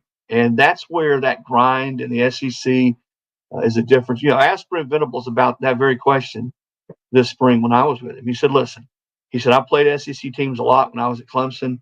He said, I've been studying the league ever since last season ended. He said, use Auburn for an example last year. Auburn, as we know, was not a real good football team last year. But they lost to Alabama on a miracle. It took a miracle for Alabama to beat them there at the end of the season. They lost to Georgia in a game they ran for 220-plus yards against Georgia. That game went down the final possession. Brock Bowers makes a couple huge catches to keep that drive alive, and Georgia wins that game. So there's Auburn with the 2 best teams in the league on the ropes with a chance to win. So the line, the margin in the SEC between being a 6 or 7-win team and a 10-win team is pretty narrow. And I think Oklahoma, again, it's not like they're used to, just being an average football team. But I still think both of those teams, not just to OU, but Texas, that's going to be the biggest adjustment. How well do they play week to week? How well do they play if they've had a really physical game the week before and they got to go on the road against an SEC team? That's all going to be new. It's not like they don't have talent. Both of them are recruited at a high level. Both coaches are really good at developing. But playing week in and week out against really good, physical, deep football teams, just about everybody has a good quarterback. That's going to be the difference, I think, in this league, up front, physically, and being able to do it week in and week out for both OU and Texas. Last thing here, Chris. Vanderbilt brings in Diego Pavia, Nate Johnson from Utah, a lot of New Mexico State coaches and players. Where's the hope for Vanderbilt fans this year on the West End? Well, I'll tell you one thing. I wouldn't want to fight Diego. I would not want to catch that kid outside. I mean, he is a tough kid who will get the most out of, it's one thing in college football. I mean, we all know these guys can stand back there and pocket and throw the football, but here's a guy that can make things happen a lot of different ways. He ran for 1,000+ yards last year. I think Tim Beck knows obviously what he can and can't do. That's going to help a lot, that familiarity between both of those guys. But they have got to play better up front. They've got to protect. They've got to, and I know that Clark brought in some guys up front offensively. I think that's a part of this football team that they've got to be appreciably better. If they can play better and take a step in the offensive line, I think he's good enough, Diego, that they're going to give some people some fits. I like the fact that Clark's taken back over the defense. I had a chance to spend some time with C.J. Taylor in Dallas, and he said, that's the main reason he came back. As soon as Clark said, hey, man, I'm going to call plays, it's going to be my defense again. And I think C.J. moving back to what's his true position as safety instead of a hybrid position. They've got to be better on defense, but I go back to that offensive line. That's where it's got to change dramatically for Vanderbilt to be a team that has a chance to put together a winning season or get to a bowl game. Those first 4 games, starting with Virginia Tech, a top 25 team in some preseason polls. Mm-hmm. Boy, just imagine the kind of momentum that Vandy could build if they could get that first game against the Hokies that are at home going into some games that they really should probably win. That'd be big. You talk about something they need. They absolutely need that. Fall camp next week, Chris. It's just about here. Thank you so much for taking the time with us. Well, thanks for inviting me, guys. It's good to be with you. Thanks, man. That's Chris Lowe from ESPN.com, senior writer, been doing it for a long time, covering SEC football, so college football in general. Coming up, we'll take your phone calls. We'll get back into the SEC football conversation. Who are your top 5 SEC quarterbacks, if you had to name the list? And if you got any other questions or comments, go ahead and fire away, 615-844-5600. This is the George Plaster Show on 95.9 FM. It was the most horrible experience that any mother could ever go through. I knew that I needed to get help. My friend, she immediately said, you need to call Bart Durham. And you guys were there within an hour. You guys are like family for us. Yeah, sure is nice to connect with the people that you're doing your best to help. Year number 2 of the Plaster and Friends Celebrity Bowling Night was awesome. And the reason is really simple. I chose Strike and Spare, and they were amazing. They have great food, great bowling, and a staff that is truly ready to go the extra mile to help you. They have 5 family fun centers in the area to choose from. And for more info, go to strikeandspare.com or call them at 615-824-56. Venture Express has been helping people in this area for more than 40 years. They're headquartered in Murfreesboro with over 30 years of dedicated fleets involving production, manufacturing, and corrugated experiences. They're an asset-based company with over 700 tractors, 4,000 trailers, and 800 drivers. If you need their help, dial them up, 615-793-9500, or log on to ventureexpress.com. As the trusted premier custom home builder in Middle Tennessee, Donnelly Timmons has over 20 years of experience in the industry. Whether you're looking to build your dream home or renovate your current home, their team will ensure that every client and every remodel is unique, luxurious, and completed on time within budget. Founders Dustin Timmons and Joey Donnelly have over 25 years of construction experience in the Nashville area. Together, they have completed projects in Forest Hills, Oak Hill, Green Hills, Franklin, and Brentwood. Dustin and Joey believe that communication is the most important aspect of all construction projects. Therefore, they personally manage each project themselves and are involved in job site activities on a daily basis. Their commitment to quality and integrity has earned them an outstanding reputation among their clients. Contact them to set an appointment for a free consultation or to view some of their completed projects. Give them a call at 615-456-7983 or log on to DonleyTimmons.com.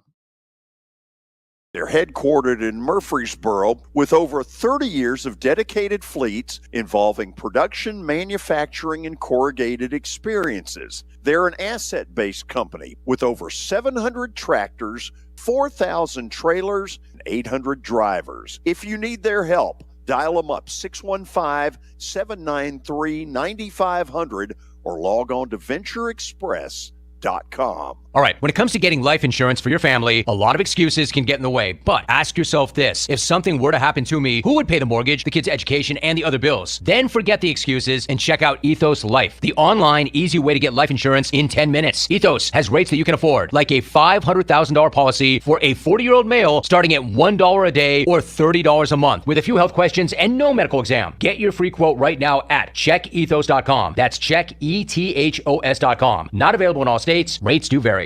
Here's Stan Harrison for Apple Collision Centers. Hello, George. We at Apple Collision Centers understand the stress that auto body repair process can put in your day-to-day lives. We at Apple Collision Centers, we have 3 convenient locations: Old Hickory, Hendersonville, and Gallatin, ready to serve you.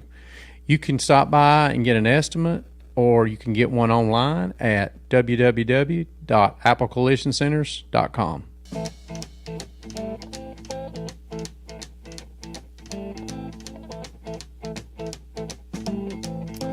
Now we're back. George Plaster Show, 95.9 FM here in Nashville, 107.9 in Murfreesboro. You can also watch us on YouTube, Twitter, Facebook. If you missed anything, podcast is available on Apple Podcasts and Spotify. Subscribe to our YouTube channel.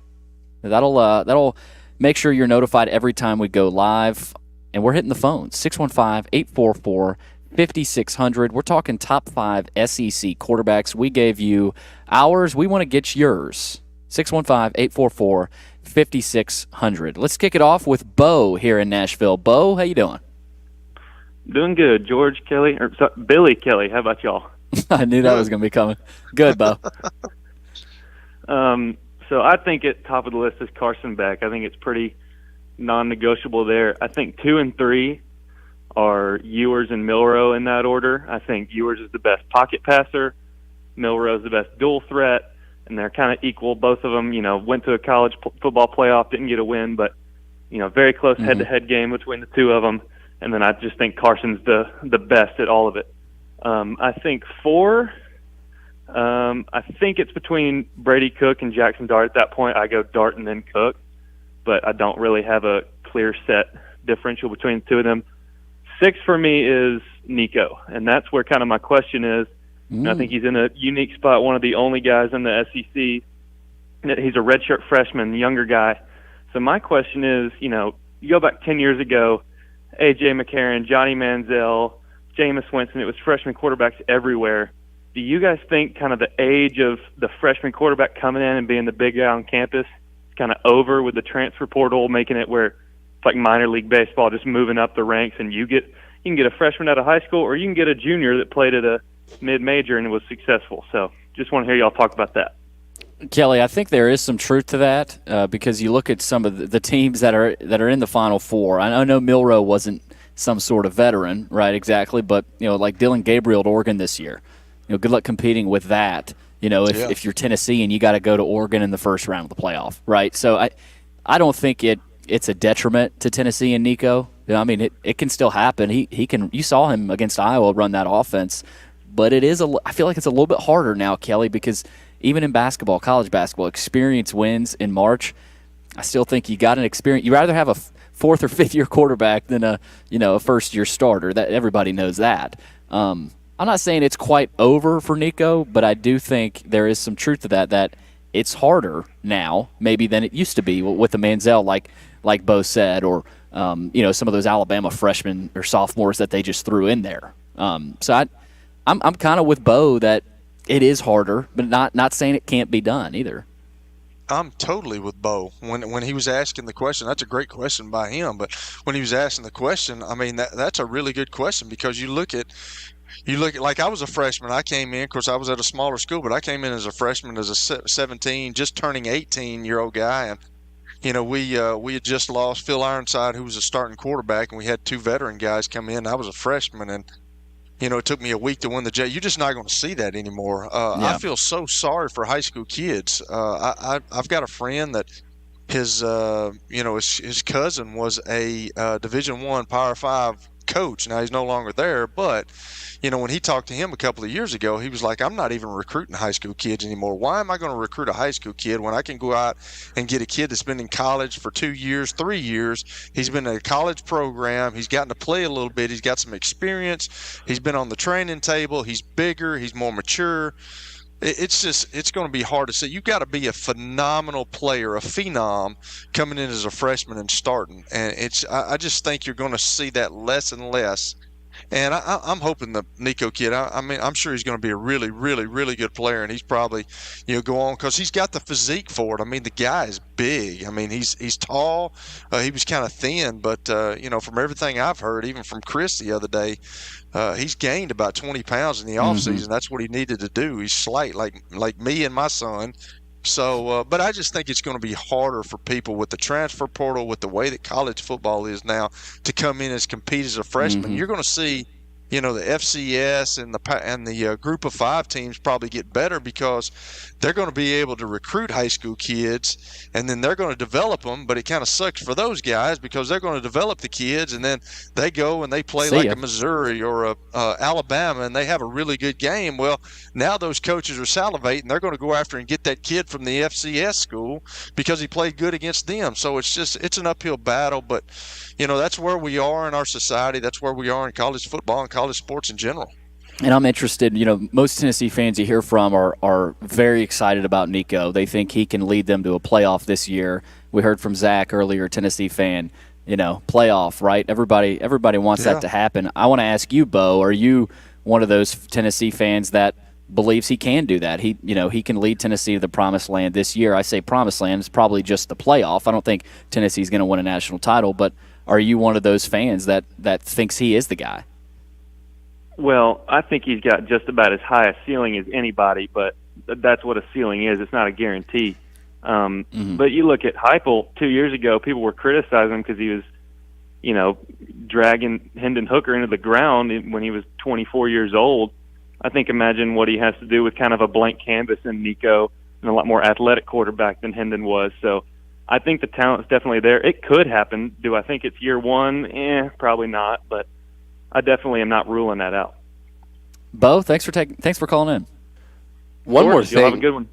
One more thing on that Tennessee discussion. I'm curious to get y'all's thoughts. I feel like it's kind of been a little bit of just slapping a Band-Aid on the whole of last year from Tennessee, in that, their offensive struggles compared to, the game-breaking offense that they had in 22 was just down to quarterback play.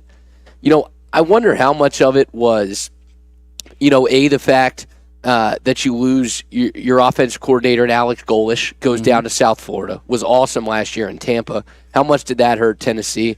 The Brew McCoy injury as well, I think, played a larger role than we talk about for the most part. And then third, I think, is just sort of this more general idea of the fact that, every defensive coordinator and every coach last offseason was talking about that Tennessee offense. How do we go about stopping it? Is there something to be said that they learned a little bit about how to slow it down, or do you think it was all down to the quarterback play when we talk about Tennessee's offensive drop-off from 22 to 23? That's interesting, Kelly. I think, when you have it. How important is that quarterback? Well, it's really important. When you have an offense coming in like Josh Heupel brought into the SEC, and he was throwing the ball all over the place, and he was getting rid of it and spreading the field out like they do, which is incredible. Defensive coordinators are going to go back, and his defensive staff, when the offseason, they're going to go back and they're going to watch that film, and they're going to figure it out. Now, I think that had a little bit to do with it, but I also think that Josh Heupel was loyal to a fault last year, and I think he probably looked in their evaluating meetings and their off-season meetings. They said, "Hey, here's what we're going to be. We've got Nico. He's not ready yet. I don't think we can, win the SEC championship or be the team that we was last year. I think we can win some games, but I think he looked at it at that, as a CEO looking at it that way and said, I think he probably felt loyal to Joe Milton because Joe Milton came in, and he started the first couple of games under Josh Heupel and he didn't play really well, and that allowed Hendon Hooker to get involved in the discussion, and then everybody knows what happened to Hendon Hooker. So I just think that he felt kind of obligated to Joe Milton to stick with him, to let him play, and I don't think he felt like they were going to be as good as they were the year before. And I think that's what you saw last year. And then giving Nico a chance in the bowl game, he played okay. I mean, he didn't light the world on fire, but Tennessee folks said he think that he light the world on fire, and I'm glad Chris Lowe kind of pointed that out because they think he's the second coming, and I'm not there yet. I know he's going to be good. I've heard it, and I trust Chris Doering about what he says because he's seen him. But until that happens, I don't know. But I think a lot of it had to do with, a little bit of the defensive coordinators figuring out what's going on, but a little bit of the quarterback play too. Because Joe Milton, he can throw it through a wall, he can throw it 90 yards, but sometimes his accuracy comes in point at certain times in the game, and you just can't be that way. And he's going to find out in the NFL just how much better he's got to get. I'm interested to see, do we see Nico closer to Hendon Hooker or closer to Joe Milton? Hendon Hooker. Yeah, I'm interested because if Tennessee goes 9-3 and misses the playoff, wins whatever bowl game, it's 10-3. You're going to hear some fans saying, "Well, Hendon Hooker was just that good." But if Nico puts Tennessee in the playoff 10-2 and does a little damage, then you're right there with Hendon, and probably you got some people saying he was better than Hendon Hooker. But also, we've heard from Tennessee fans that have said, why didn't we see Nico earlier last year? Why didn't we see any red zone packages from Nico last year? And to that, I say, well, maybe he gets knocked in the head, and you don't even have him maybe for the beginning of this year or whatever. But also, you can't be always worried about injuries 100% of the time. No. Nico, But coaches are nowadays, Billy. I promise they are. Yeah. It's interesting. That's a really interesting thing you bring up. Yeah, I want to hear from Tony tomorrow to see what he's got to say about that. Let's go to Kyle in Brentwood. Kyle, what you got? What's going on, guys? Nothing much. How about you? I'm doing good. So, first of all, the top 5 SEC quarterbacks. I heard y'all talking about that. I agree with everyone. Carson Beck, definitely number 1, not disputable, indisputable. And then 2, I'm going to go with Jalen Milroe. I feel like his potential as a player is better than Quinn Ewers. I feel like Ewers, like Kelly said, injury bug has gotten him a couple of times in these last 2 seasons. Then I go obviously Ewers 3, and then I'm going to go Brady Cook at 4. I don't trust Jackson Dart as a in the big game. I feel like Dart has struggled, especially against Georgia. That Georgia game was brutal. And then I go Dart at 5. So that's my top 5. I like it. Billy, I want to turn to you. I've got Cook in my top 5. I think all of us do, actually. Mm-hmm. Some people may disagree with that, but with what he did last year, you're at Missouri, right? You've been there. You saw last year. Can he sustain that this year, or can he just get close to that? I think absolutely he can sustain it. I think the question coming out of Columbia is, can he elevate it? Because with the weapons he has, you talk about Theo Weiss, Luther Burden, even Mookie Cooper, and Brett Norfleet, who really emerged as a dynamic tight end option late in the season. I think the main story coming out of Columbia this offseason is how much can Brady elevate, in the sense that last year he could make the easy throws, and he put together some nice deep balls that helped stretch the field. I think the question this year is how much can he anticipate, and when he gets into the big games against defenses like Ohio State and Georgia, it's not just one read and take it and run. The question is going to be, can he anticipate well, and can he find those tight throws that you really have to make, the back shoulder throws, the throws over the middle where you have to know where you're going with the ball, where you look off a safety and then throw the ball over the middle. That's the big question this year about Brady Cook is I think absolutely what happened last year is sustainable. I think the question is how much can he elevate. Kelly, do you agree? That's the biggest thing about a college quarterback to a pro quarterback, you have to anticipate throws. You have to throw guys open. You can't wait for them. You have to know holes in the defense. You have to see that. You have to, you get an opportunity, and you got to hit up on the defense because you know where your guys are running. So you know where he's going. Now I got to fit that ball in, and I think I kind of agree with you, Billy. I meant to put, and I texted that to you earlier, Billy, but I wanted to put Jalen Milroe second and then put Brady Cook third. But I like Brady Cook. I like him. Saw him play against Ohio State. I thought he did really well. But you are right. When you're first and second reads, you can't just go through one and then take off running. And that's the biggest difference from college quarterbacks to pros is anticipation, and he's got to work on that. Yeah, and certainly he got rid of it, but the moniker he struggled his sophomore year and kind of the start of last year where he got off to a little bit of an iffy start was one look Cook was kind of the moniker. I always thought that was unfair, but definitely something that was kind of emblematic of the way people thought he played. Nate, anything else? Yeah, so kind of going off of that, what outside of Jalen Milroe, really that top three, Carson Beck and Quinn Ewers, what quarterback do you guys trust that can propel their team not only into the college football playoff but to make a run? Is it Nessmeyer? Is it Brady Cook, like y'all were talking about? What quarterback would you guys trust more? Well, I mean, if it's me, I'm I think Quinn Ewers is he kind of that guy. Other than Carson Beck and the Jalen Milroe, I think Quinn Ewers is kind of the guy that's been there, that's done that. He's just got to stay on the field. For me, you can't make the club in the tub, is the old saying. And he's kind of had the injury bug, but I like him. I mean, he can make throws.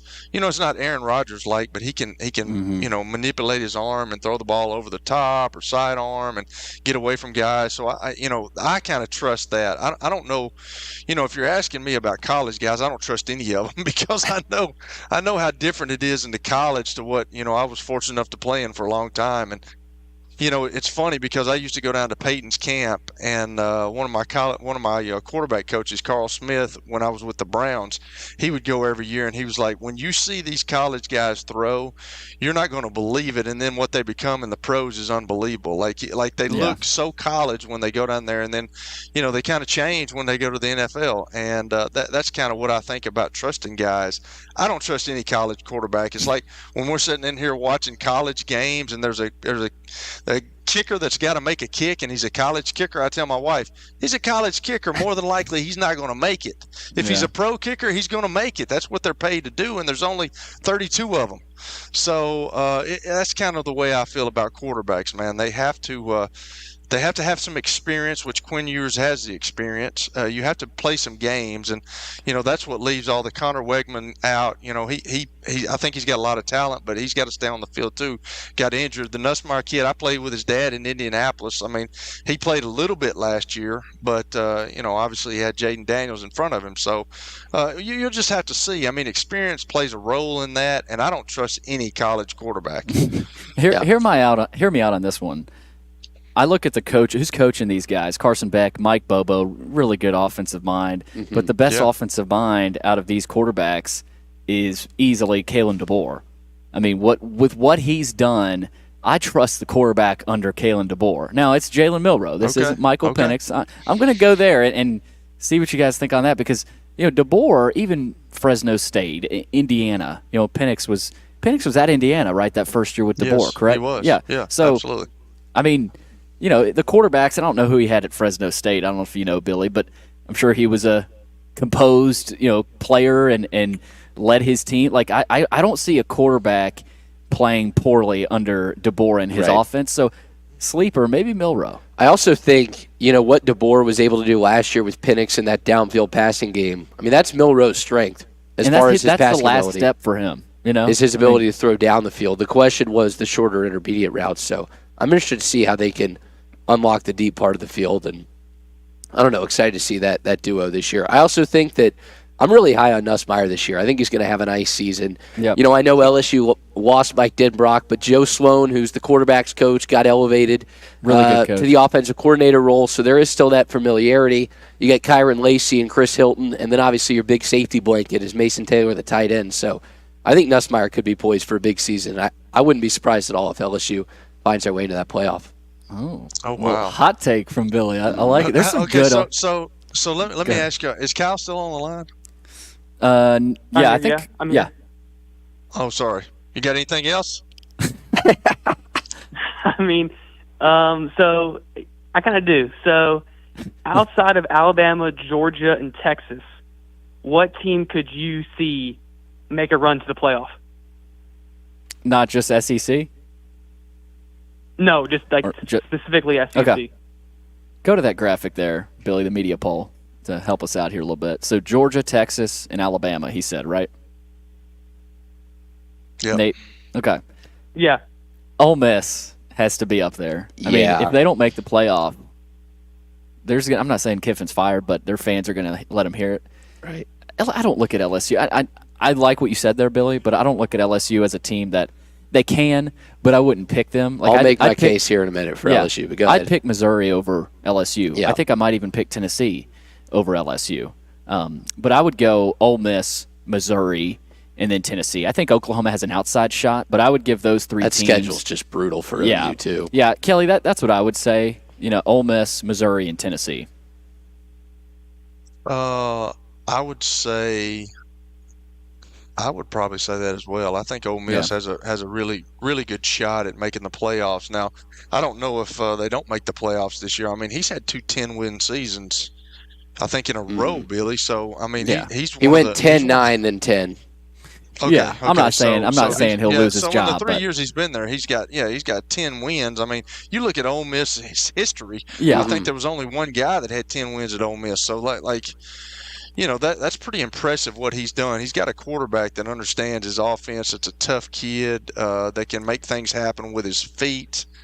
He's just got to stay healthy. Like all these guys that we're naming, just think because in the NFL, I mean, when you're a backup, you have to come in and perform. Like they're putting so much. I like what Chris Lowe said when he talks about Tennessee. Like if Nico goes down, what do they got? If Brady Cook goes down, what do they got? If Jackson Dart goes down, what do they got?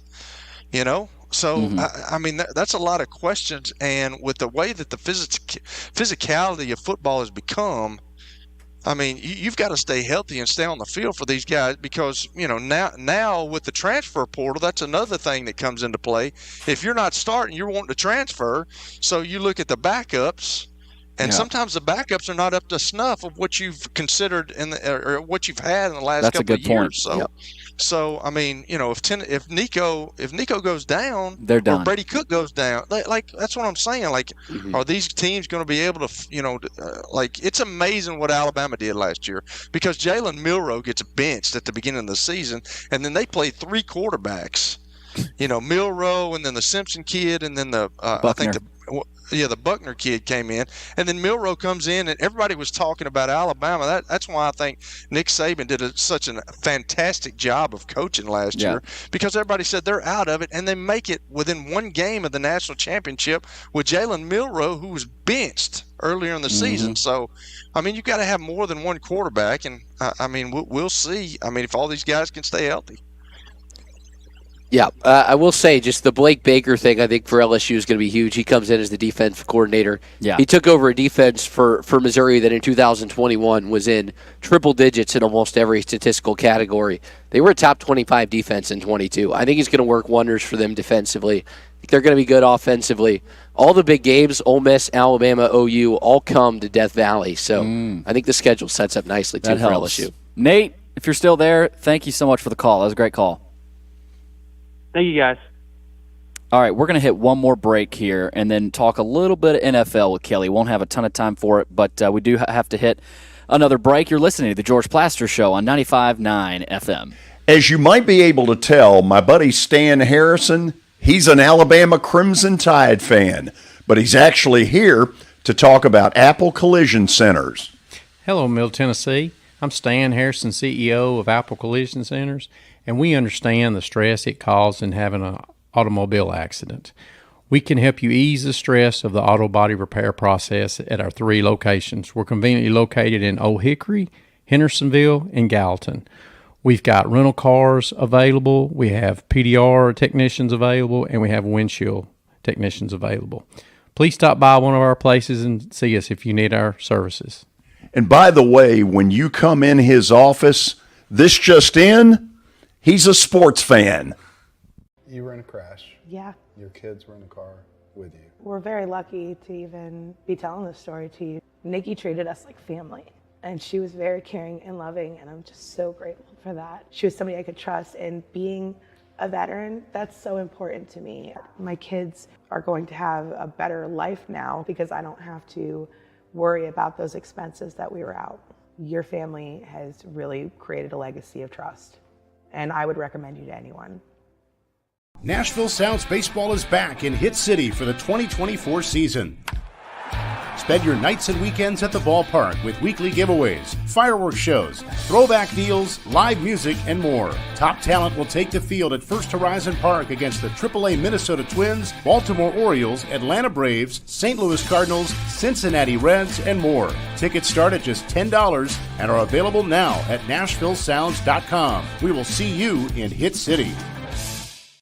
For over 35 years, Wilson Bank & Trust has been committed to providing customized banking solutions to help individuals, families, and businesses in Tennessee achieve their goals. As your full-service community bank, we are proud to offer loans with competitive rates, local decision-making, and fast, friendly service from our experienced lenders. No matter where you are on your financial journey, Wilson Bank & Trust is ready to help you take the next step. Visit your nearest Wilson Bank & Trust office or online at wilsonbank.com to get started today. Member FDIC, Equal Housing Lender.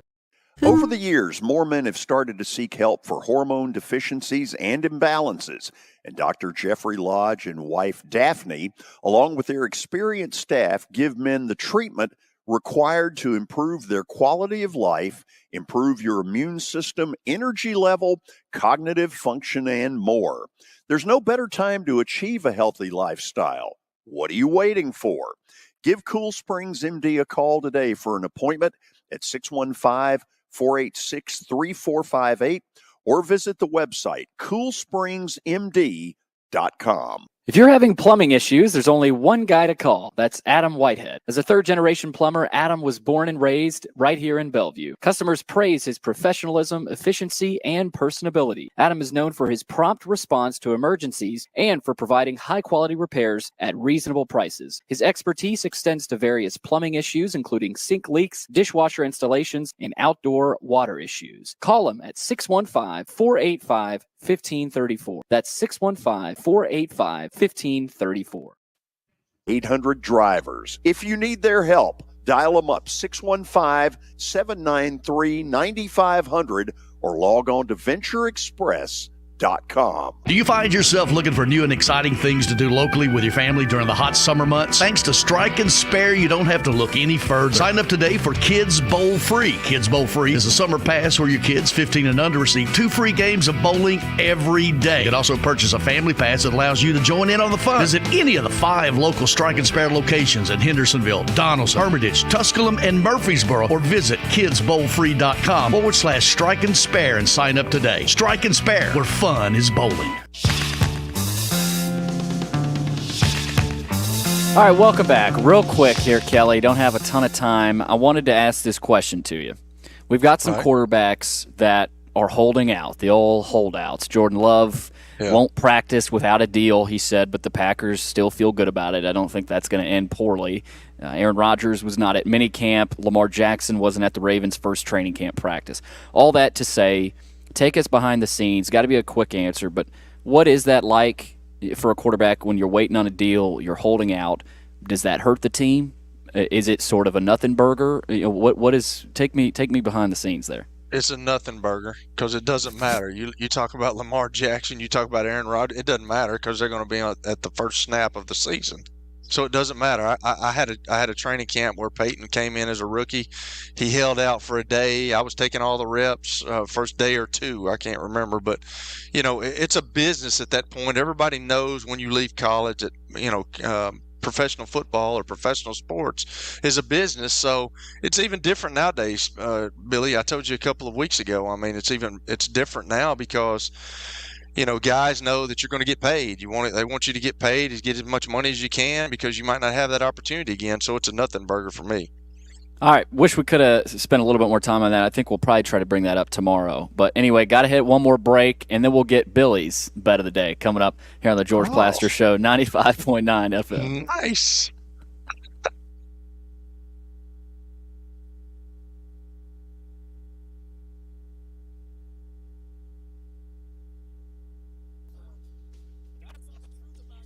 Basketball.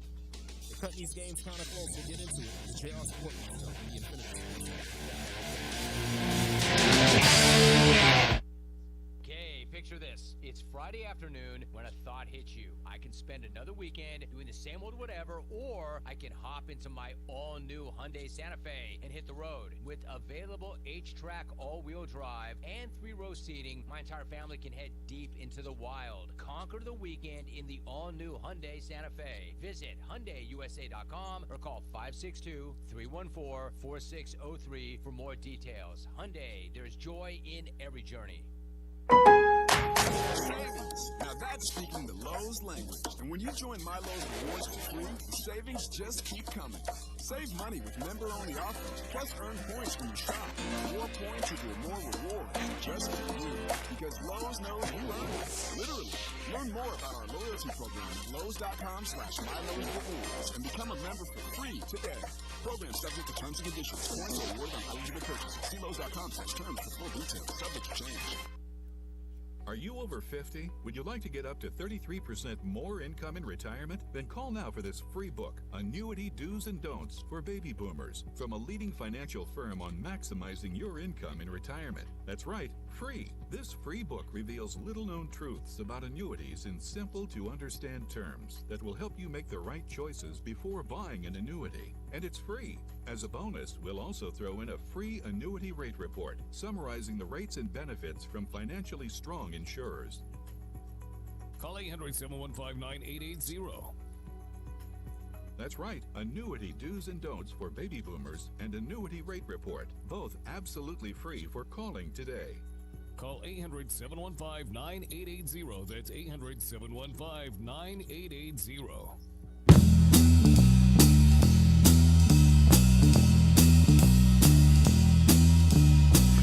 It's time for Billy Derek's Bet of the Day. How about that? Brought to you by Bart Durham Injury Law. Give him a call, 615-242-9000, or log on to bartdurham.com. Billy, what you got for us today?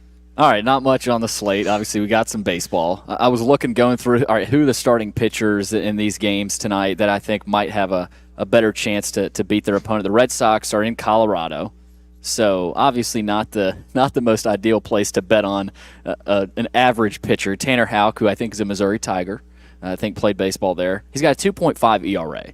He's 8-6, but 2.5 ERA in the big leagues is pretty good. I'm going to rely on Tanner Houck tonight. Red Sox beat the Rockies -1.5, whatever that's worth. The run line. I usually try to take money lines in baseball, but I'll take the Red Sox run line there -1.5 against the Rockies. So, Kelly, Billy, the big question is, are you going to win people some money tonight? I think I'm confident. You know, George hasn't displayed a ton of confidence. It's a low bar. Here it's lately. A low bar. So it is a low bar. Absolutely. Yeah. There's not many expectations for you there, Hoss. It is also harder when all you got is baseball and, you know, WNBA, NBA is already over. So it's a bare slate. But anyway, that'll do it. George Plaster Show, 95.9 FM for Kelly Holcomb and Billy Jones. Thanks for watching. We'll be back with Tony Basilio tomorrow. That'll be fun. As always, no George again rest of the week, but thanks for checking us out. We'll see you guys tomorrow.